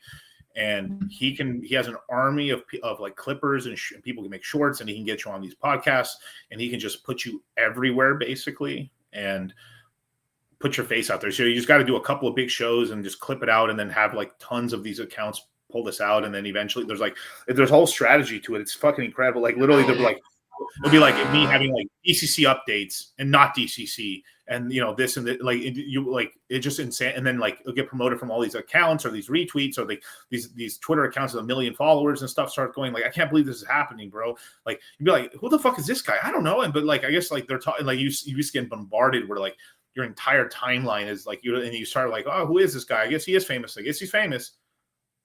Yeah, all these like streamers and shorts clippers and stuff. They had it with like Eddie Matthews and HS Tiki Toki as well. Back in England. And it's big money too. Like I mean, like Tate had a whole apparatus, and he did it crazier than anyone has ever done it. But it probably cost $40,000 a month to do it. And there's a whole thing where like you could like to maintain it too is fucking expensive. It's a lot, and you think like, oh no, you can do it. No, but it's a whole operation, and it's just like it's not just having a bunch of like different accounts of yourself and stuff. It is like it's structured shit where like, okay, you have like a business meeting damn near, or at the highest level, you have guys that are like, okay, we know how to do this already. We'll take this. We'll bring you in a meeting to like, these are the stuff we're going to have like on the week roll. That's going to be like this. It's going to be like this stuff's going to happen on this day. This like, and people don't do this, right? So it's a massive amount of work. And then on top of that, there's the other part of it where like there's a little bit of money you got to pay out to some people, that like, okay, this content's safe to share. There's $1,000, $2,000. Post this from this account. Post it from this account. Post this from this account. So like even just that, like you're spending like $500 to like $2,000 per of these pages to post this content for whatever kind of deals they have, right? And then like there's entire things too where like they may charge you like $2,000. It'll be like $2,000 for 3 posts over this week, but like that guy's kicking money to someone else for the deal flow, because then they're a part of the group like, hey, I'm gonna keep you with consistent money coming in, but like this is how much it's going to be. You're going to kick me back this much back and shit, 40%, 30% of whatever I bring you and shit. Okay. And, so there's like whole double dipping. That's like the labels do that shit too. Like there's all double dipping there where like they're charging the guy, like it's $40,000 a month to do all this shit. And then they're like, they're keeping 10,000 of it for themselves, whoever's doing it, and then like the 30,000 actually gets used. It's an insane thing basically, but it happens in all these industries, for like music. There's Gary the Numbers guy. He looks like one of the guys that's probably got his fingers in that pie, Not in the Kick side, but he's on the Rumble and Party side now. So that's why they came after him. Like Clavicular just sort of started attacking, or like it kind of like Gary attacked too, but like there was a lot of weird shit where like that was more of like Kick attacking Rumble. That's what it was. Right. So okay, I see. I mean, it's strange that looks Max and stuff's. I mean, I think he's quite funny. A lot of what he says is hilarious, but it's really taken off. Like, it's kind of weird though. It's low-key homo, but yeah, it's. But is it though? Look, you have to look at it from, because I've been in the space for like a long time, listening to it. Shit, Now I'm barely putting these things to effect over now, basically the weight loss side. Bro, I saw this whole thing. I showed my chat, like my last video, like how fat I looked 6 months ago to today. I was like, God damn, dude. I thought, man, I'm looking all right now. I'm like, Jesus Christ. When I looked at myself 6 months ago, I was like, God damn, dude. Why didn't nobody tell me, Crypto will do to you, bro. Crypto will steal your hair and make you fat, basically. Yeah. And yeah, you got to survive these dips, man. Yeah, exactly. Yeah. I mean, someone just put, yeah. If the cycle hasn't made you dead inside, the dips with nothing. Yeah, it's more like the crunch. You know what gets me kind of like even me, like I felt it like yesterday afternoon was just like, I think it was two things. It was really cold. I had to go outside and we had to go to this fucking like Christmas crap thing we went to and shit. That was a total waste of fucking time. But it was so fucking freezing cold outside. I mean, I literally was like, it was making me depressed how cold I was. And then I look in the Twitter and the chats, and then there's a couple of like cry faggers in some chats and stuff. And I'm just like, oh my God. And it's just, even to me, I was like, oh my God, bro. It's just nonstop like Nanking, dude. Like, you know, it's rough out there, man. I mean, I know Richie gave us a little video clip recently, but I haven't even watched it, bro. Yeah, bro. I've watched about. I actually watched the part where he answered one of my questions, and that was about it. Can you share that, dude? Like, yeah, I don't know, dude. That was incredible, dude. That was incredible. Let me find the. Yeah.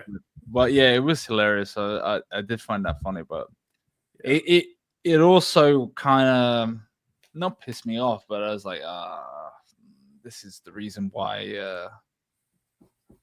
You know, it told me something that I thought was true. That you know, he kind of promoted the ETH top basically.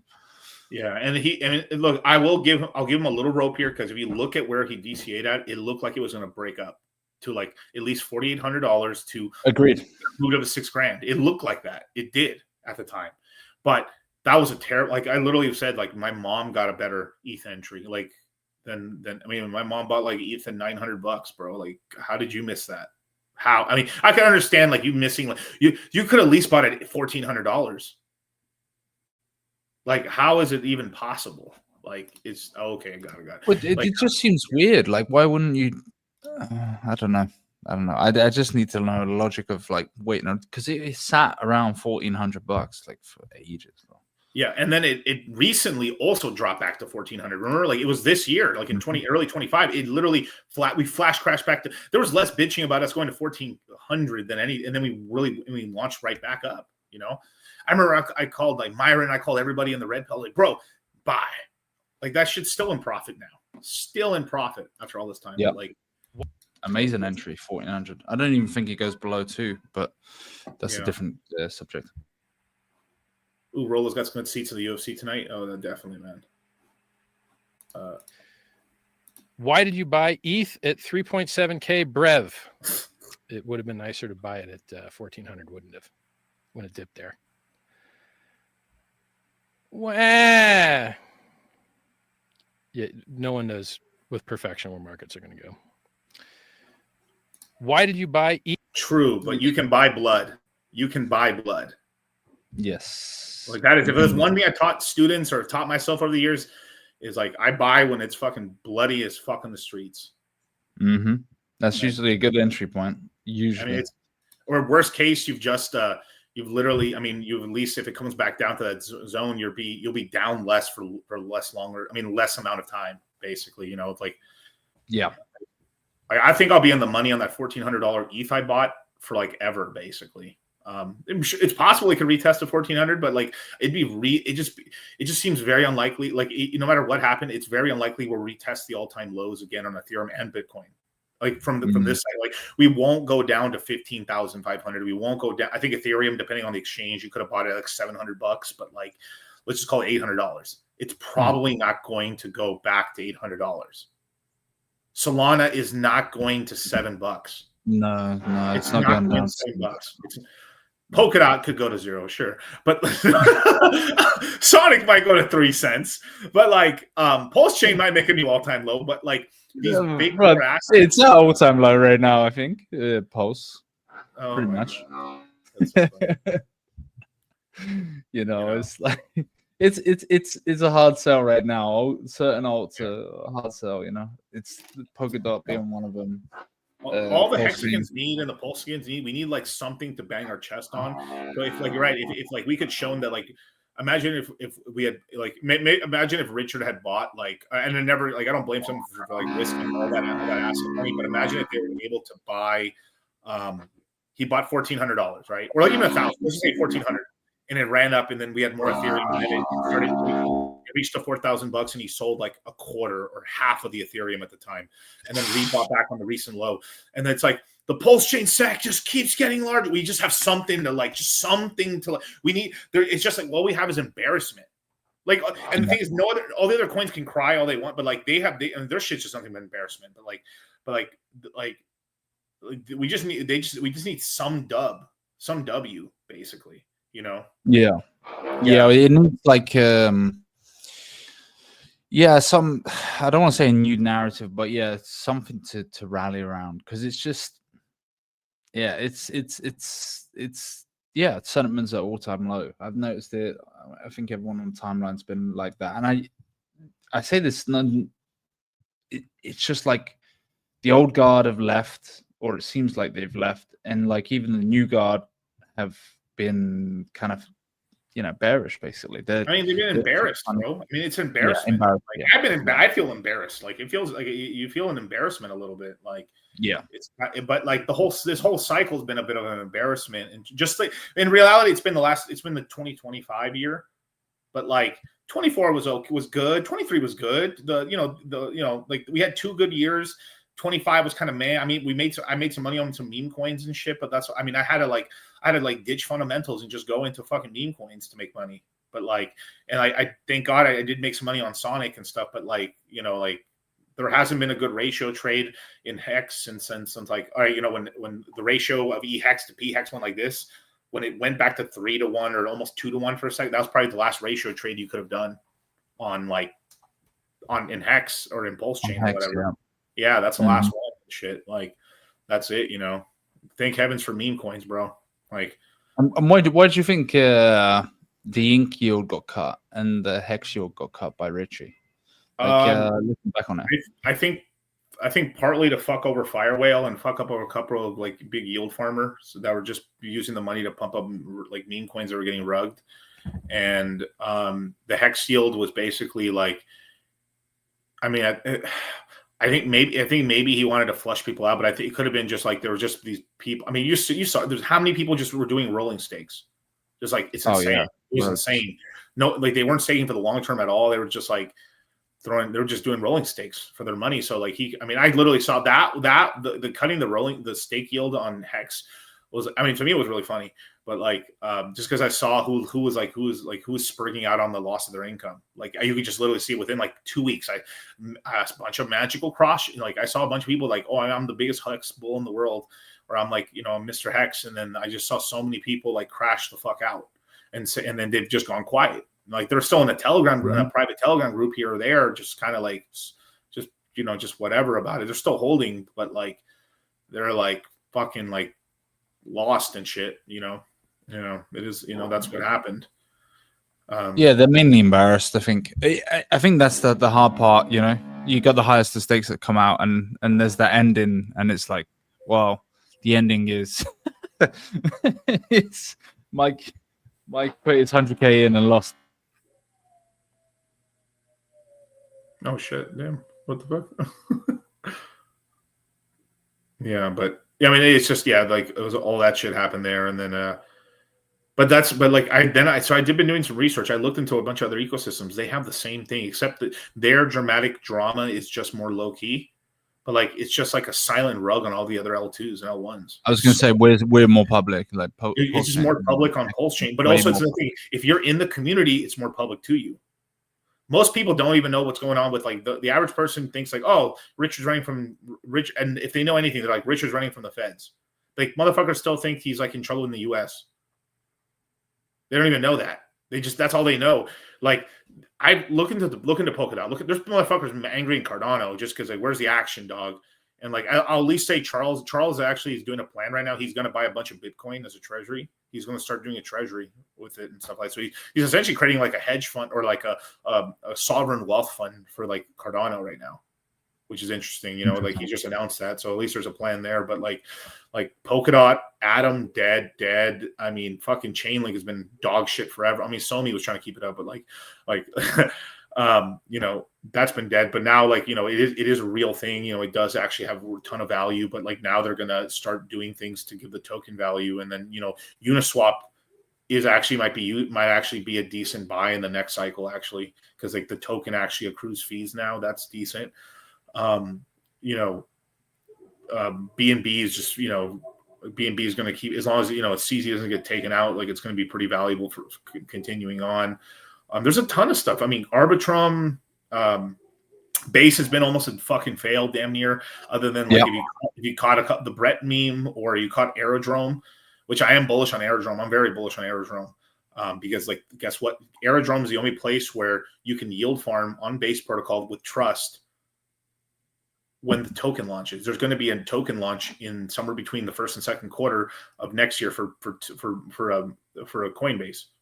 So we're going to have an L2 token. So there's going to be a lot of action. So I think I'm going to be able to make some money between the first and second quarter on Aerodrome.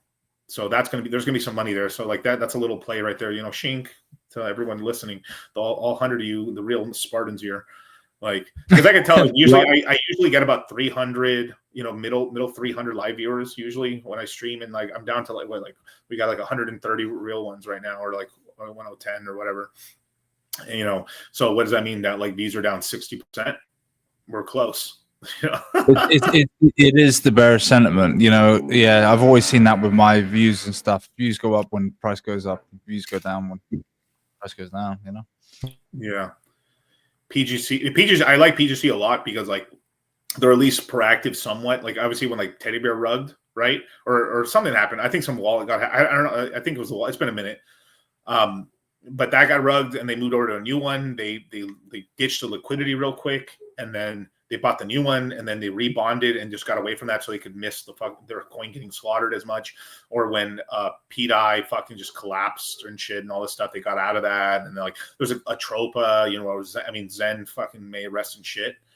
You know, DC, are they working on a McDonald's drive-thru?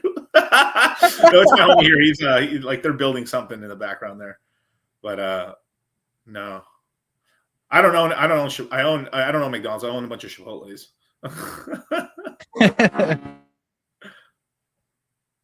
Bro said Sonic's not going under 25 cents. It wasn't. It was not going to until Binance decided to like do some fuck shit and they liquidated themselves and the entire fucking market. Binance literally one of their oracles or something mispriced something on a fucking stablecoin. The stablecoin broke the peg, if you even believe that cover story, and the whole market got sent into a fucking mass liquidation. And don't even throw stones at it. Sonic, look at every other coin. Atom literally went to zero. The Atom token went to zero. It went to zero. The only reason certain ecosystems didn't go to zero is because they weren't centralized. And they weren't decentralized, and they turned the breakers off for a while. And there was entire things where like they stopped listening to oracles for a second and then waited a while and just the exchanges turned shit off. Like if the entire, let's just say the centralized system was actually decentralized, I think we would have flash crashed Bitcoin to 30 grand. I'm not even joking around. Like Coinbase just turned it off. Coinbase turned itself off. Kraken turned itself off. Binance fucking for sure turned itself. Everybody got fucked. Bro, like this whole thing, oh, you said Sonics will never, motherfucker, look at the rest of your coins. Like it's like throwing stones at a glass house. The reason Sonic went down so much because it was actually okay. Now I want to say this caveat right here, okay? Its systems are completely decentralized, but they have some fuck shit here. I'll say it in a second. Like this was discovered later on. It worked completely decentralized. Basically, what happened was there was not that much leverage on chain on Sonic, but what happened was because things crashed so violently, it liquidated everybody on Aave loans. everyone got liquidated. So on the secondary and third lenders and stuff like that, they all got got liquidated. Aave was like, oh my god, what's happening? Aave turned itself off on the oracles. Who knew you could do that? Weird, but I mean, it was good. But like Aave was like, oh my god. So people who borrowed on Aave, most of them didn't get that liquidated if their fees were low. But if they were like 80% LTV, they got fucking slapped. They got slapped. Let's not even talk about the centralized leverage exchange or the decentralized. Check GMX. Check any of these motherfuckers. Oh my god, they got fucking wiped. I'm talking about everyone got wiped. The reason Sonic crashed so bad is because everybody was yield farming, was basically lending, like borrowing money to get points for the airdrop. So there's people who like, this is why like it's so stupid. None of my students got caught with their pants down because I fucking am so against fucking borrowing on your crypto or taking leverage, or I'm okay with options. If you want to take like a bet, like, hey, I think this coin will hit this price by this time, like almost like a cashy bet or like a poly market bet. Okay, fine. I mean, that's, your downside's protected because you're like, I'm betting $500 that this is going to happen. If it doesn't, I lose my $500. What's your downside? You lose $500. Okay. That's safe because it's like all leverage is bad. A mortgage is leverage. You're 5 to 1. And that most people don't even put 20% down. They put 3% down or whatever, or 5% down. But like if you put 10% down, they're letting you borrow 9x. You're 9x long on your money and shit. So like some leverage is safe if there's terms and conditions in the real world, right? Like a personal loan, right? As long as you can pay the payment, you're not in trouble, right? So, but everybody was doing that. There's an entire ecosystem where the leverage is completely wiped on everything. Barachain got so fucked, bro. Oh my god, bro. Like I can almost go down the list. I can literally like I could show you guys. Like, it was disgusting. It was disgusting, and the amount of people that I heard that got their portfolios wiped out. These were on like kind of multi-chain spaces that was jumping on. Can I tell you what they are? Leverage, bro. Oh, this is what I call these people mid curves. Yeah. People who think they're way smarter. Like sometimes you can do this play, and it's like I'm doing something risky here. As soon as I do it, I'm out. Boom, and I'm out. And there is the smartest and dumbest, the really smart and the really dumb people do the same thing. They hold spot. You hold spot. Mm-hmm. You hold spot because you don't know what's going to happen. If you're going to do leverage and destructive shit, you move your. I have this whole system where like I teach my guys multiple wallet system. That way, if a wallet gets compromised or like a computer gets compromised or something like that, they only got you on that. You don't get zeroed out. The thing is, most people, they have everything on one wallet and they have they're like I only got like $10,000-$15,000, so I'm a full porting. And doing dumb shit, and then like they were getting white, and it to me too, and there like it didn't seem after the first airdrop on Sonic, I was like, man, I didn't see all this repothcating and fucking like looping and all this shit. Like, what are we doing here? And then we saw, and then other people do that on other ecosystems to like the airdrop farming. I mean, airdrop farming has been retarded. I think it's a cool gimmick system. It's like, hey, why not? Like I got an okay airdrop, but because I had size. But I was LPing. I wasn't lending. I wasn't lending out my coins and borrowing them. I was like actually just LPing them, which I guess is technically like you're putting them in a thing, but it's a little different, right? Yeah. But like when there's leverage yield farming, which is even like that's another one. That's another thing and shit that's being done at only the most advanced levels and stuff like that. So like it's like I can tell someone when someone has a question like, you said this thing, like, bro, you're not even paying it, bro, debug scarf. You're not even paying attention, bro. It's like, where the fuck were you? It's like, you see, like Sonic blew my asshole out, bro. Well, your other asshole's been blown out a long time ago, bro. Like, it's like calling the kettle black, It's like, what are you fucking talking about? Like, everything went down. Bitcoin's never going under 100,000, motherfucker. We touched like 84K. What the fuck are you talking about? Went down to 80. It's insane to me. Like, it's like Solana will never go under 200. It's back under 200 now. I think Solana's a great deal right now. Like, its ETFs are turning on. I do believe we're gonna have another run up. I don't think it's over yet, but like, I mean, best worst case, we got one more quarter left in this shit. Before it's completely cooked and shit. But like, who knows? If they put enough liquidity in this shit, we could keep going until the summer, basically. I was going to say, what time frame are you giving it till? What end of Q1 or Q2? Wait, say it again. I'm sorry. What time frame are you giving it? End of Q1 or Q2 of next year? Right now, if I'm being really probably before the end of Q1. End of Q1, okay. And before the end March. of Q1. Now, if certain things happen, it's interesting. It could bleed. It could, the top could be the fucking Fed. It could be like the furthest I have this whole cycle going out. Worse, I mean, this is best case right now, and like it'd be a medium. It's not bull because there's always a bull tar case. We already bottomed it. We're already in the bear market and it's over, and we're just going to continue the cycle. The new cycle is continuing on. So like it could be by like a few weeks after the Fed like basically it could be about like summer, June, end of May. With like, because everyone's like peak bullish, new Fed governor, they cut interest rates, whoa, and then after that, right? Yeah, then it's going to make the bear market funky because the bear market's going to be really, because we didn't pump that much, we're not going to dump that much either. Like in order to, like, if you want a big up, you need a big down. Well, if you didn't get that big of an up, how are you going to get that much of a down? Yeah, I would agree with that. I don't know about, like, my Bitcoin prediction is around 60. If it was to drop, like if we were in a quote unquote bear market, like towards that 60 mark, but I put a little lower. But then I could, you're 55 if you're going off of the 200 week moving average, but $1 trillion market cap.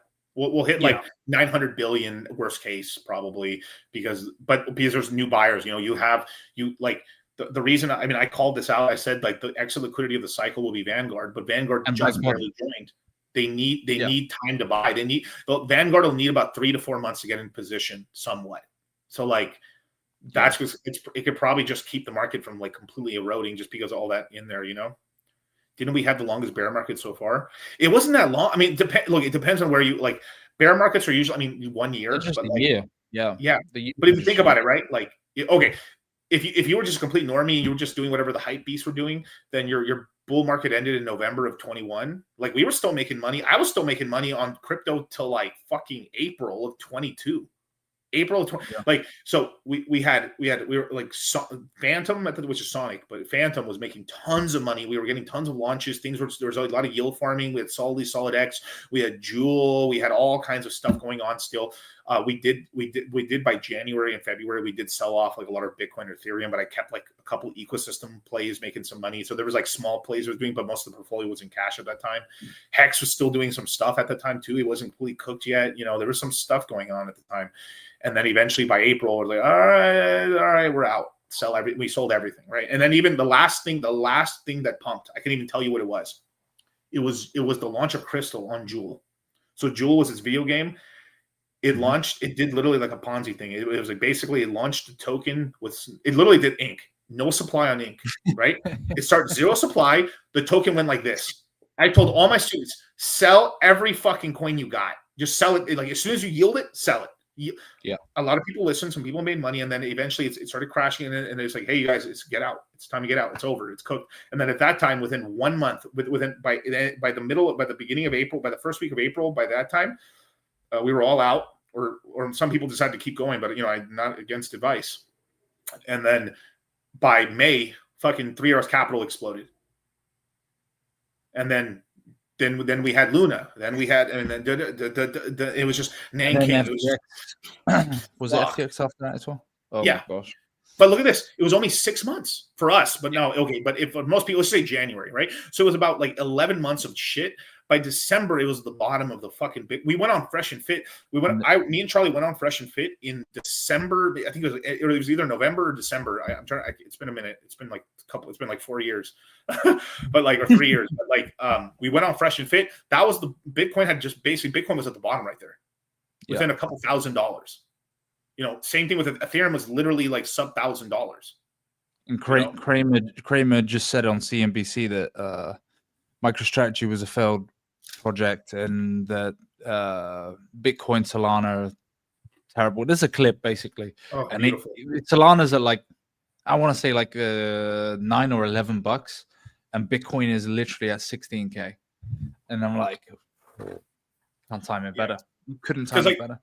because like macro wise, look, so obviously, look, Trump needs to pump the economy somewhat, or at least the market. So like the stock market is doing good, but he's kind of buried himself so deep into the crypto market that he needs the crypto market to do a win too, because he's going to lose a lot of the millennial and Zoomer support, at least on that side, because all the Zoomers and millennials with money are invested in crypto and some stocks. But like I talk to a lot of Zoom. I know a lot now. Obviously, look, I'm in this space, so I'm going to be talking to more people that are into crypto, right? But like, I talk to a lot when I go to Miami or I go to Vegas. I ask people like around my age and younger. Barely any of them have stocks. Like if they're in Nvidia, or they're gambling on pharmaceutical stocks.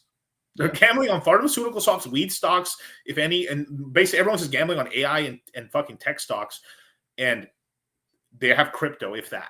That's it. Like most people, like, and most people are not going to be bragging about their 401k, dude. They're just not. Like it's just that's a slow roll. Like maybe maxing out the Roth IRA, which is a smart idea. I think maxing out the Roth is cool if you're going to do it. Like I think that's like, I think that's a good idea. But because it's just tax free, right? Or just pay the tax up front. You're going to pay more taxes. That's pretty tits, right? But not very dude. They don't have it. Like the number. I think one of the best stocks in the world to buy right now. Not right. Oh, obviously, I would buy it after a crash. If we ever get a stock market crash, Robinhood.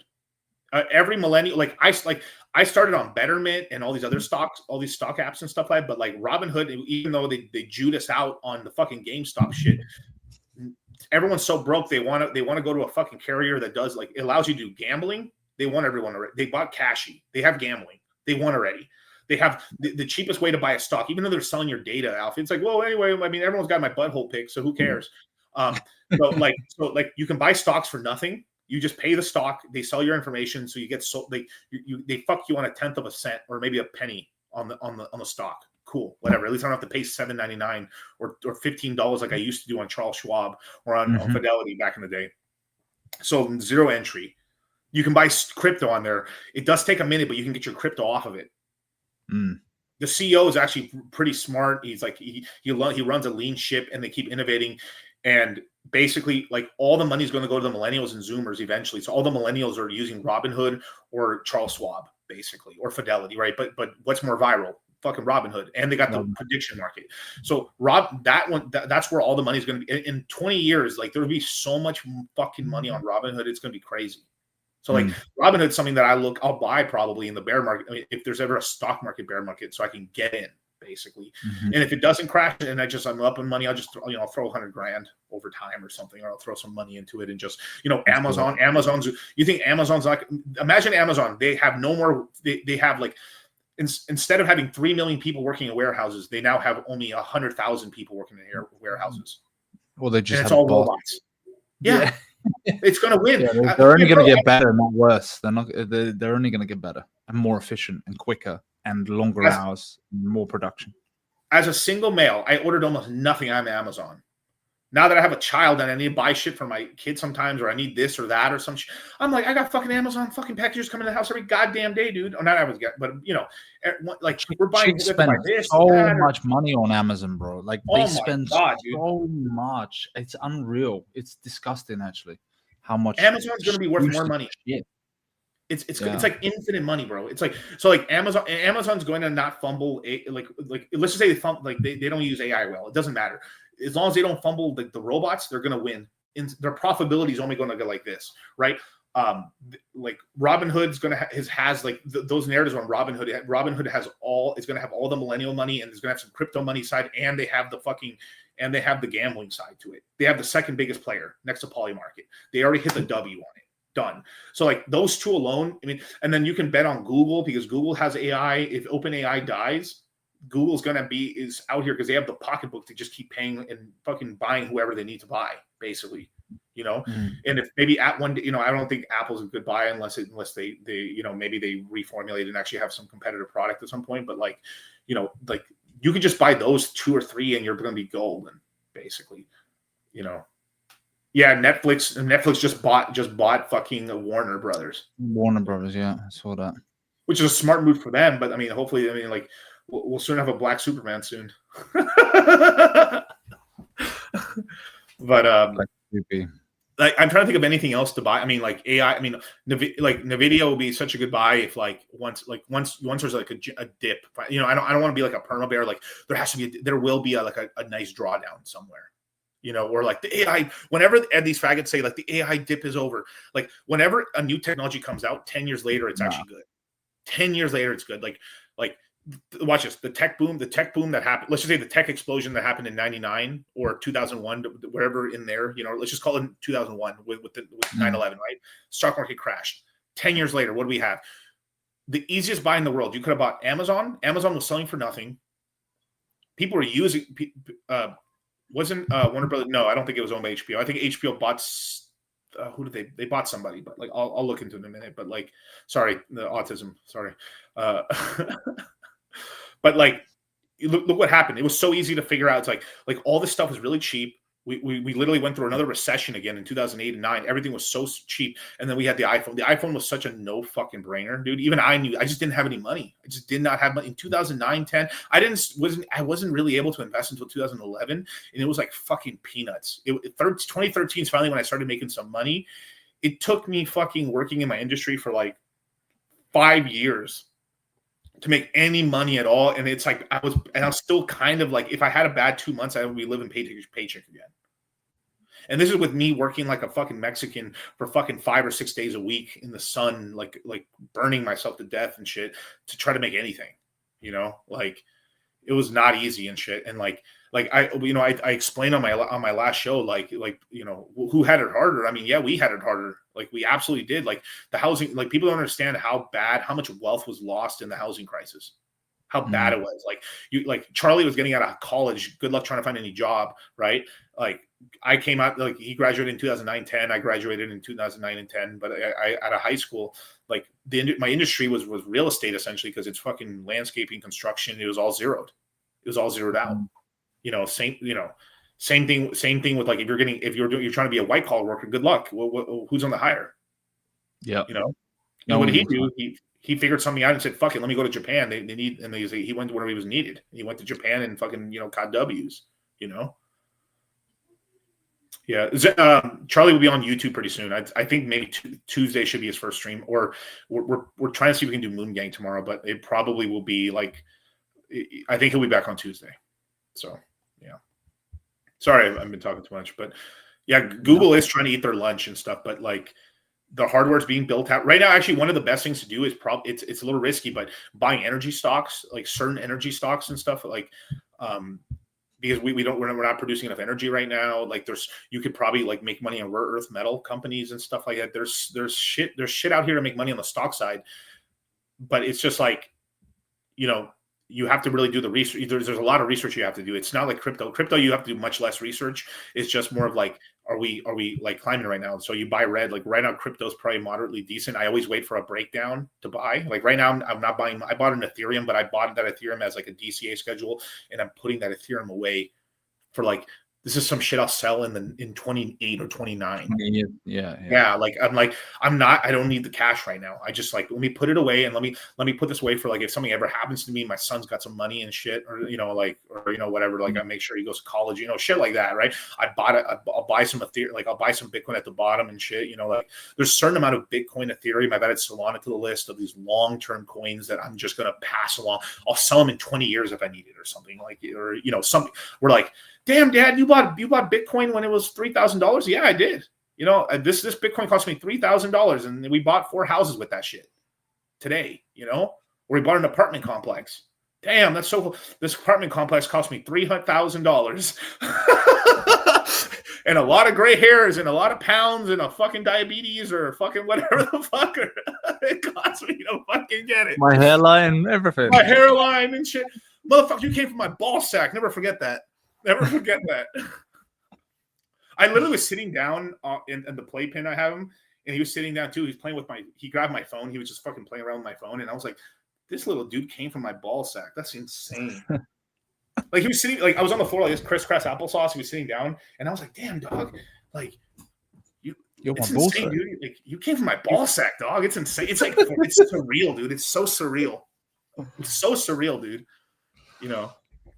Yeah, Chewy's probably a good stock. Yeah, because it's like because of the chicks with freaking cats and dogs, right? Yeah. If I was rich enough, one brand I'd buy would be what is the name of that? It's like a flavored, it's like a sweet Stella Rose. Stella Rose is this like sweet like wine brand. It actually tastes pretty good, but it's fucking horrible for you. But bitches love that sweet wine. Like that's a fortune, bro. You're gonna make like you'll be able to capitalize on millennial women and extra women and Zoomer women for fucking 40 years. 40 fucking years. Yeah, you'll be cleaning up. Yeah, that's the way to go, man. That's the way to go. Miguel, I got to get to the airport, so I got to shoot off. Unfortunately, man. Right. Just seeing the time, and gotta. Quickly though, bro. I mean, are you bullish on anything in crypto right now? Is there any what is your plan right now? I know people want to ask and stuff. how are you feeling about the market? I mean, obviously, I know how you feeling? I need to see I want to see the Fed chair change or announcement of that, and then on top of that, I need to see a crossover of Bitcoin on the 50-week. I think a lot of people have spoken about that, but that was a big concern for me because I've been relatively bearish on Twitter. But yeah, to be honest, like when you look at it, you go, this has been a kind of Bitcoin only cycle, I would say. Yeah. If the top is in, that's big if. I think a lot of people, if we don't see some movement in Q1, particularly January, February, then we're going to see a big capitulation down. But again, I think it's here for the long run. Like you're just playing the game of getting in low and selling high, right? So I think there is a long term. There is a long term to it, like because 8 years, like when I got in 8 years ago or whatever, like bro, like 2016, Bitcoin was $500, Ethereum was $8. That's right. Yeah, and that's the biggest ones. I know I'm cherry picking a little bit, but like if you just look like there's so much money in being a basic bitch. If you long term, if you think about it, just like there's so much money in being a basic bitch. It's like how many guys like I won't buy Apple. Apple's the hottest stock in the world. I'm just not going to buy it. Oof, like 2010 till now. God damn, that was a retard. Like on the Disney's never going to be popular. Disney just topped out now because they're making mistakes, but like a year ago, they were at their all-time high. Their stock hit 187. It was worth hundreds of billions of dollars. Go look at the stock in 2009 or 2001 or any point during that time, besides maybe like 2008 or 7 or whatever. God damn, dude! Like literally, you bought anything, you made money, bro. It's just holding. But like in crypto, you're right. Like we have to invest in we have to play hot potato a little bit. We have to play waves. But like, damn, like it's so like. Imagine all the Ethereum that's gone through your hands over the years. If you had a quarter of it. Yeah, loads. Oh yeah. Ooh. Yeah. And like I still think that like if it just kind of broke to the all-time high slightly above, I really do think that it has to completely retest it. And we'll get to a point where once it psychologically gets past the 5-figure mark. Yeah. Man, once it becomes $1 trillion asset class, it's like it will. I think logically, people will be like, "Holy shit! Why?"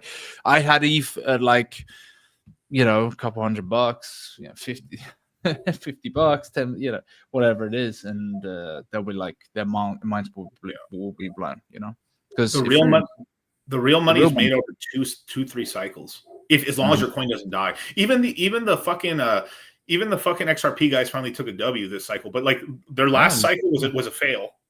Maybe the next cycle is a W. Maybe that's where we're entering. Where like maybe if your shit survives, all right, we'll really pump it on the next one. Like because even Cardano didn't run that much. It run okay, but like Doge didn't run this cycle.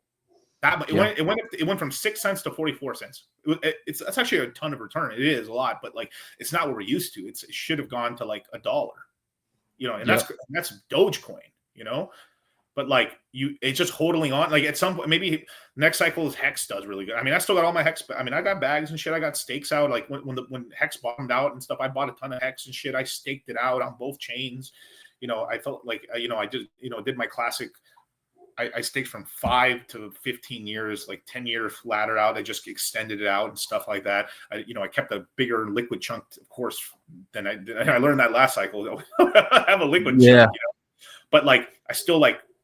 I better do it now because I won't do it later because I'll feel like, you know, if this shit's like, imagine if it had gone to like 10 cents at least, or like, are you really going to stake about like, you know, $100,000 for 5 years from now? You're like, oh, that 100 G sounds kind of nice right now, you know?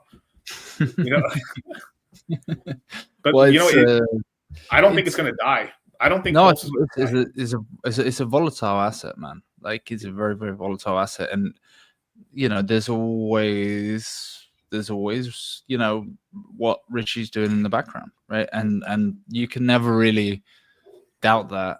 I think he's now become the reply guy. Obviously, he's done his Prevex sacrifice and stuff like that, but he's a character. He's a guy who's always. I don't think he's just gonna give up on it. To be honest.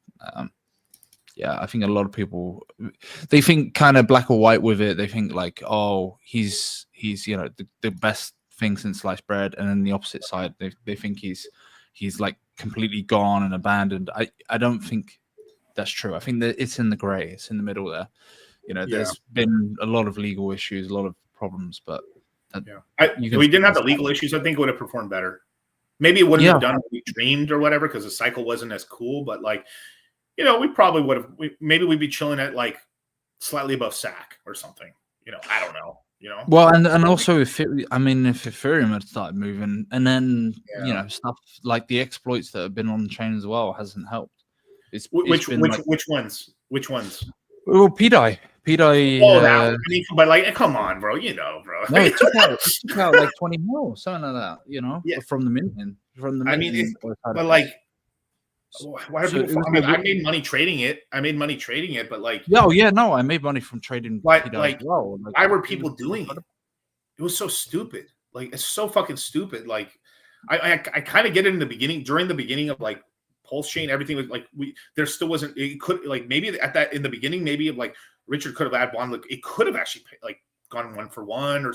But if to me, it always made more sense. Why wouldn't you just have your like he? The reason I never believed it is because.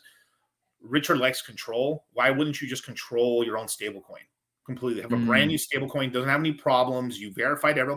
He's so thorough when it comes to Hex. He was even showing off about Hex today. It's immutable. It has no call function. It has no this. All you can do is either you can run the fucking code yourself to stake it.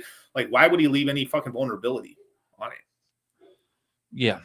Besides, maybe he was secretly trying to drain money to use that to pump the ecosystem or just put it in his pocket. Besides that, but like he can make more money just doing you know the other way and stuff than that, you know.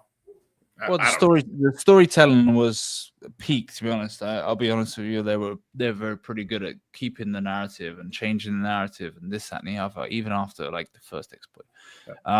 But the thing is like it was just getting ridiculous. Like, and then you look at Elon's just come out with this new, you know, you can check when accounts were created and like where they're based in and stuff.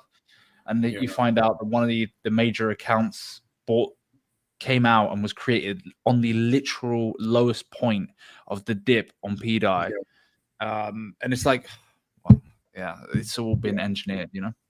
Oh no, I know, man. But it's, you know, it's crazy, man. But hey, man, bro, you're always a friend of the channel, man. Thank you for being here, brother. I appreciate you, DCC. I hope I didn't make you late for your flight, dude.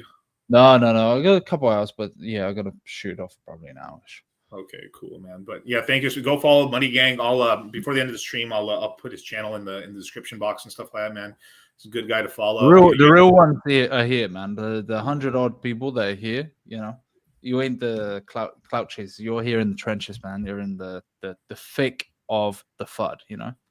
So, yeah, I mean, they're here, man. We got loyal people, man. Even if some of them like decide to like, they're still there, but they check out, you know, they check out for a little bit here and there. But like they do, yeah. You know, they do the little depression thing. They go like, you know, Pablo Escobar. Have you seen that meme?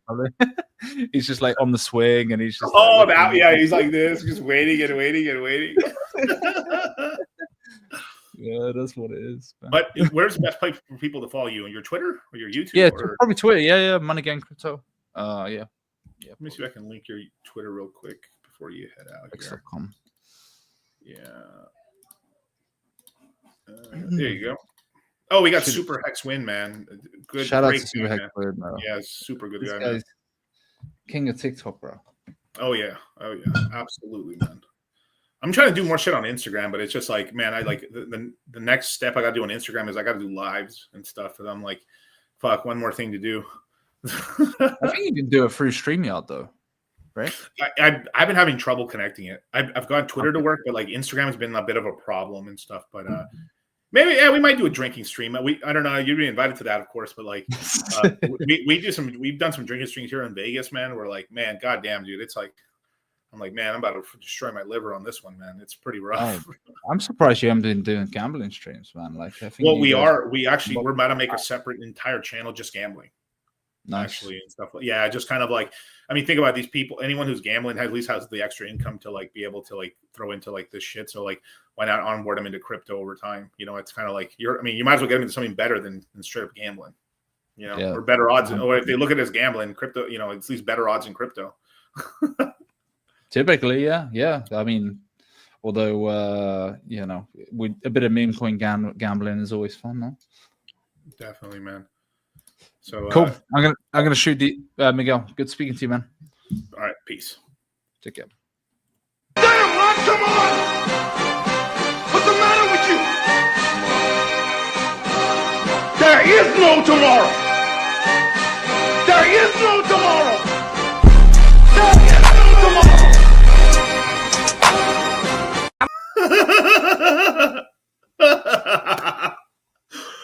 Fuck, that's one of the funnier memes I found, man. I gave all the hair sauce for anyone who wants in the Citadel last night, man. A lot of sauce, a lot of peptide talk. I would definitely join the Citadel. You guys were talking crypto when we DCA. We had a surprise watch from Charlie from Cultivate Crypto, man. We are soon adding another group very, very soon. We're going to be doing a flash webinar for the Citadel and the Crypto Mindset course very, very soon, within, like, I'd say early next week. And then we're going to be doing some flash webinars for the current Crypto Mindset course and the Cash Out course. So we got a lot of sauce coming in there, but we're making sure the Citadel always gets their piece of the sauce, of course, man. So for every month you're in the Citadel, you get $50 off the next Crypto Mindset course. If you join right now, you'll be able to get $150 off the next Crypto Mindset course by the time it launches, probably in February, as well as the guys in the Citadel will be the first ones to be able to buy to get into the Crypto Mindset meetup. We're going to do a giant meetup in Las Vegas. This is the 4th annual meetup we do. It's going to be in Las Vegas. It's going to be in March, and we're going to have a ball, you guys. It's going to be really fun, from driving sports cars, cigar lounges, live in-person AMA. You can be able to talk to me and Charlie separately or together. Gambling courses. Actually, we're going to have an entire thing of like how to actually gamble and like professionally and stuff like that, and show you how to play craps, roulette, blackjack, all kind. It's so crazy cool, dudes, and stuff like that. Food, drinks, and stuff, of course, you know. And then we also go out at night and stuff with the boys. We must protect the innocent. I'm not going to say everything we get into, but you know. The more you fuck around, the more you're going to find out. And also, if you stay down here and you never fuck around, you'll never find out. So if you don't want to find out, you'll never find out. But if you fuck around, you're going to find out. And yeah, Crypto Crossfire was there. Like, I definitely want to do that game thing again. Yeah, so this time we're going to extend it out. I've been talking to them. We're going to have a much longer session of that for everybody. It's going to be really cool. We're going to have some more prizes as well and stuff like that.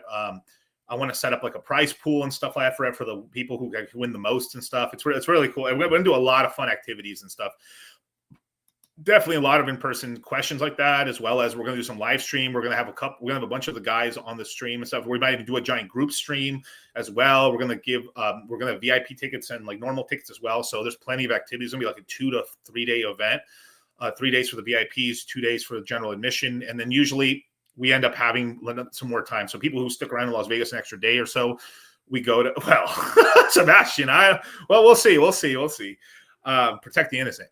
But all kinds of extracurricular activities. Obviously, the event is 18 and over, but obviously it'd be better if you're 21 and over, because Vegas, there's just some places we go into casino or something like that, or there's a lot of casino, not even just gambling, just a lot of fun stuff's in the casino. You have to be over 21, but cigars, cigar lounges. You don't have to smoke a cigar if you don't want to, but it's really great time, and a lot of transport as well and stuff like that. So it's a great time. So We'll have more information out very, very soon, but the Citadel is usually the first place that finds out. It's kind of first come, first serve.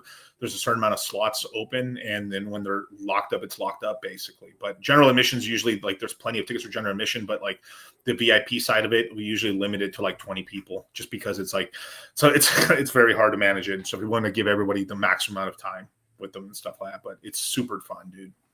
But yeah, man, I'm gonna answer some super chats real quick. So we had Octavian with the 555. Thank you, man. DC, I just think we just need new innovative tech to spark the next chapter in crypto. Time to build the oasis. I think it's true. Yeah. We need 0 to 1 moments. I mean, I would say the printing press which was like, pump.fun, creating memes. There's going to be that for other stuff. I think we're going to get it with AI, but I believe it's next cycle. But I think we could find it in 27 or 28. I think we'll have some crazy moment. I think Hyperliquid is also a very big thing. I think it's going to be there's plenty of, brother. Las Vegas, there's so much weed, dude. It's one of the few times I'll actually smoke and shit, but I'll probably stick closer and probably a little more to alcohol and like Red Bull alcohol and fucking cigars, but tons of weed there and stuff. Well, I'll definitely invite them out and stuff. We just have to see they're very busy, but like we usually have a couple guests there. We have. Michael Sartain is going to be there. We're going to have Rollo Tomasi. We'll invite some other people from the Red Pill as well. We'll try to get Fresh and Fit down there as well. But if we can line up the schedules and stuff like that. So I would say probably the middle of March, but I want to get the dates down exact for you guys. So the dates will probably come out in January when we'll be able to really announce and everything. But if I'm able to square everything out and, sign all the paperwork I need to do for like the venue and everything like that sooner than I can, then I'll have that for you guys, so there's plenty of time. I want to give people like 3 months to be able to get in, or at least 2.5 months before, the event happens. We do sell tickets up to the day before on the general admission, but VIP tickets usually sell out in like 2 days or less. Like the last event we did, VIP sold out in a day and a half, completely full. Like insta sold. And then we had to like stretch and squeeze to fit like 2 extra people just because it was like, VIP like when it comes and stuff. So we're like, all right, but like, it was kind of tight. But we're going from party buses to everything. It's really fun, man. So a lot of steak and eggs for sure. Woo! Damn, Ron, come on! What's the matter with you? There is no tomorrow! There is no tomorrow! There is no tomorrow! Woo. So we got Print Profits with the $10 super chat. I'm in the battle the fuck back mode right now. It feels good this time in the market. I'll show you who you really are. That's right. But also remember, heavier on the mains, bro. You got to be heavier on the mains, and you can play right. You can have 30-40% of the portfolio and more degenerate stuff, but as long as you've got the rocks covered, the BTC, the Ethereum, probably Solana is going to be okay. I think Hyperliquid or BNB is going to be really good plays, safer plays. I think that'll be such a rock in the portfolio that worst, like it can cover losses from like bad investments or risk investments, and we'll just have to play it by ear. But like, no risk, no BMW. That's right. I know that. I know. I'm going to go to the gym later tonight, man. For sure. It's weird. I usually get my gym done in the morning. I just was so busy today. But what's today? I think it's shoulder day. Yeah, shoulder day today. I'm doing kind of an upper lower split, but it's kind of like 2 upper and 1 lower. Just to be honest with you, because I'm really in this cut or this segment of me working out, I put so much more attention to my back. So I'm doing a lot of back work. So lower back, I kind of like splitting on my back kind of from a lower upper day and stuff, but like I've been putting a lot of rear delt work because I've been trying to grow my shoulders out, but really good posture and stuff like that. And the only thing I don't train too much on back and shoulder day is traps too much, because I just don't want to like have the, like, if you got your traps can actually squeeze your neck a little bit, and you can start getting a little bit of like, you have to use a CPAP, or like you basically can start snoring so much because your neck thickens so fucking much. So like, that's the only thing on the shoulders. I don't train too much. I don't train fucking like, shrugs too much. Got to work on the chicken legs to a point. I mean, like, I think it's actually a detriment. If you look wise, it's a bit of a detriment to have gigantic legs, but you have strong legs. Like I'm not training this right now, but like I used to be able to do pistol squats, which is like one-legged like squats and shit like that. But like walking lunges with 40s or 50s, Me and my brother Eric used to do walking lunges with 100-pound dumbbells in each hand. We do one set with like out straps, and eventually our grip would give out, and then we use like that. Farmers carries were like really great. I usually never even have to do farmers carries. I would do so much physical labor work that I wouldn't have to. But what's the consensus on where Bitcoin's heading in the next 30 days? I think we're going to probably bleed up slowly and then come down a little bit before the last week of the month, because like some people are just like selling off Bitcoin for basically tax loss harvesting, and then we'll see where we're at. But I think we're going to start getting some more some bigger events. I think that, the Trump administration is going to have to do something for the crypto side, just because midterms are coming up, and as well as like we're going to have a new Fed chair by May 12th and stuff. So no, of course, bro, I'm here for you guys, bro. Every other YouTuber, look, and I got a lot of respect. I got a lot of respect for some YouTubers and stuff out here, like some bigger accounts and stuff. But like, let me see if I can show it to you guys. But like, let's see if I have it here. Where is it?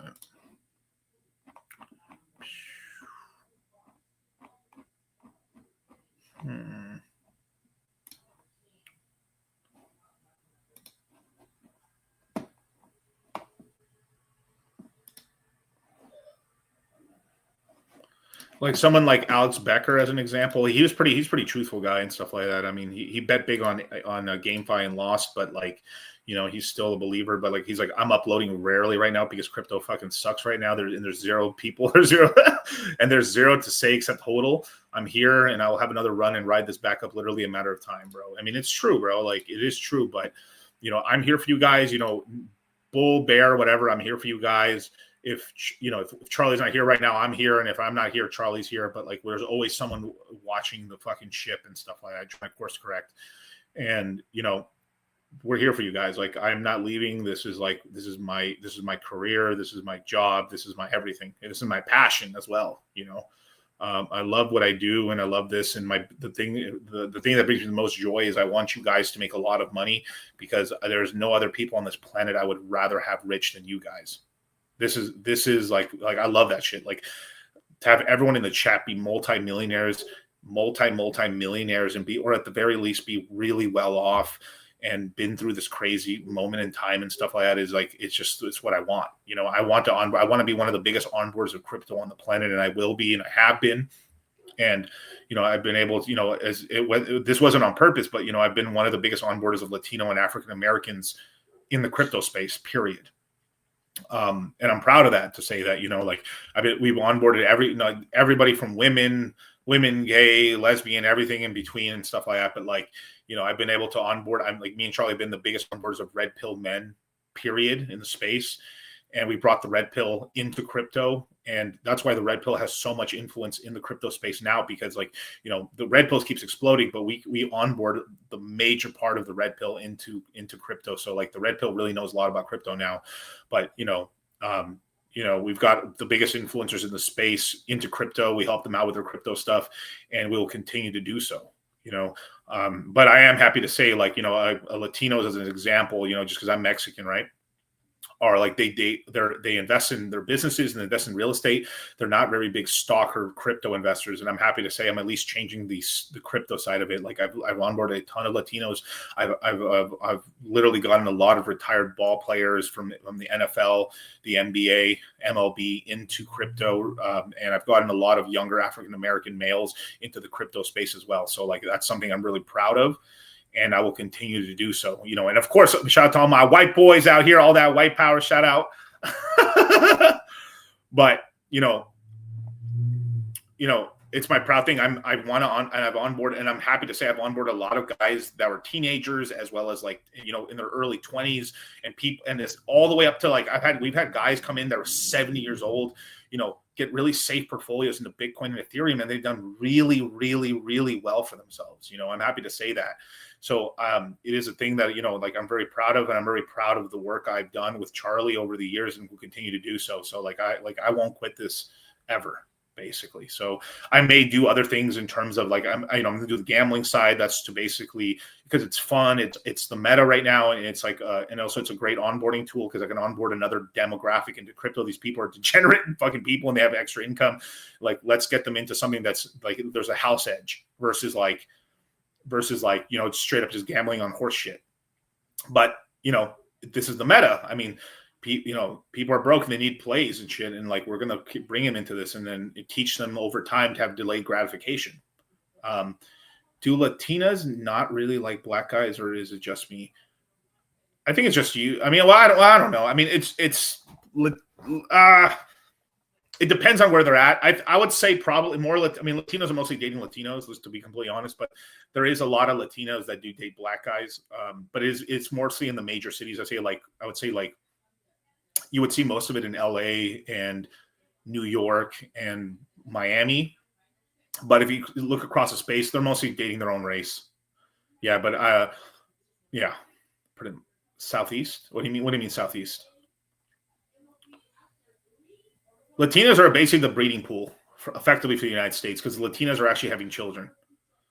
There's a lot of I would say black women that got tricked and they're not having kids. A lot of them are having kids, but there's a lot of black women, a lot of Asian women, a lot of white women that are just not having kids. The Latinas are having kids.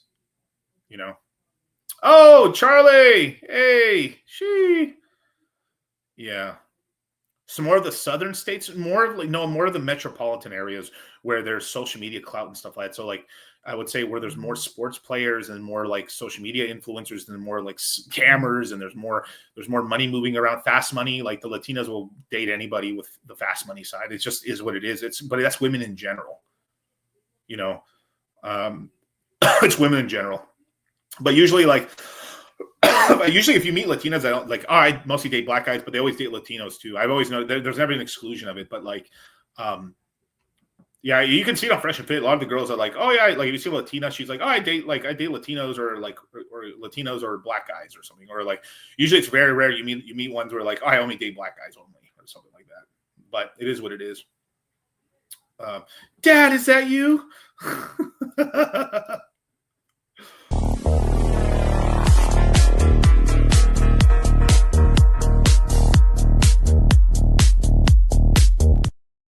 I don't know if Charlie wants to get on. That'd be cool. If you want, it's open, dogs. Let me know. But yeah. Is this the hardest cycle I've been in? Yeah. But crypto's being harder every cycle. But it's okay. I mean, we did pretty good. But this is why we made sure from our bottom course, we always made sure to basically get it, we really recommended about at the lightest 30%, but 40 to 50%. Well, 30 to 50% of your portfolio being in the majors, really Bitcoin, Ethereum heavy, with you could add another L1s to it and stuff like that, and then from there more degenerate stuff if you wanted to. But that's always been the meta, and we never told people to be in one ecosystem at all. And if they came to us and hey, I'm a Hexican, I'm all in a Hex. Well, okay, we'll try to optimize as much as we can, but your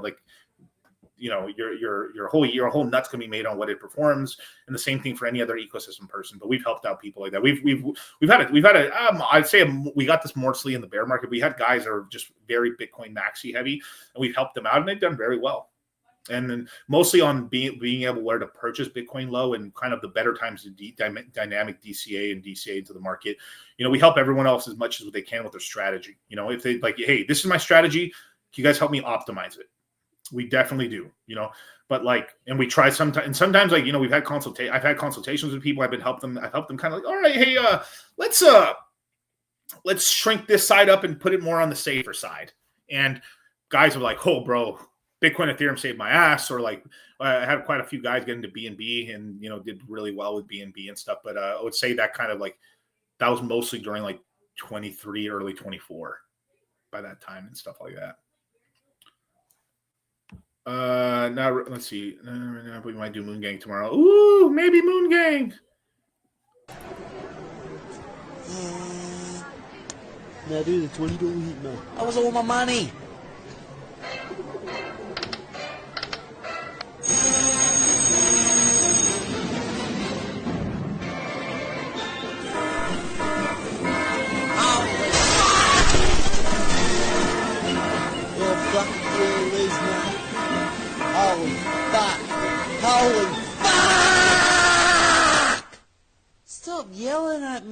Daddy's got the fucking sugar now.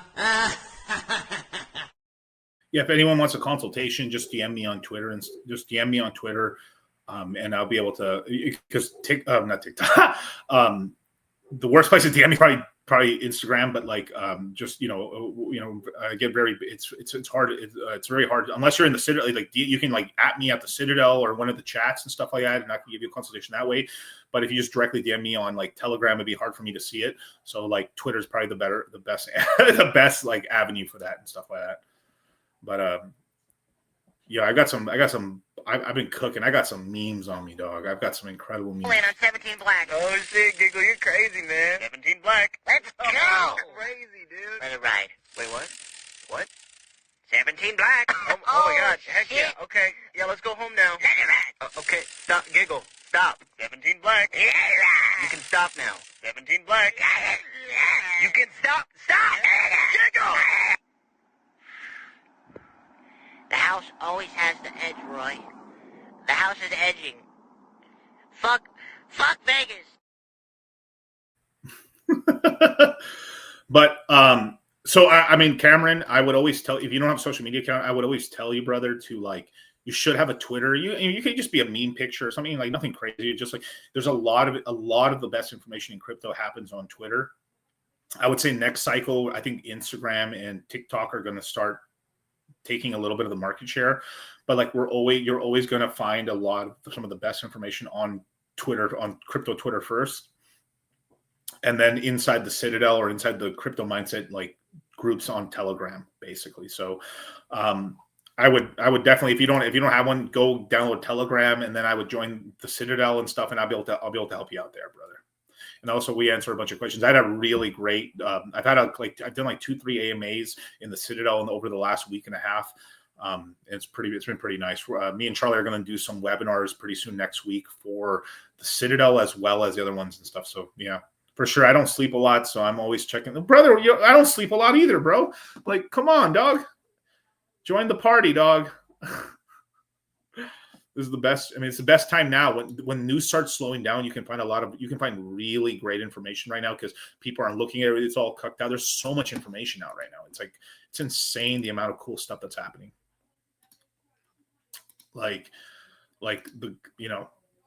Here's some interesting news right here. If you want, like, this is on Twitter right here, right?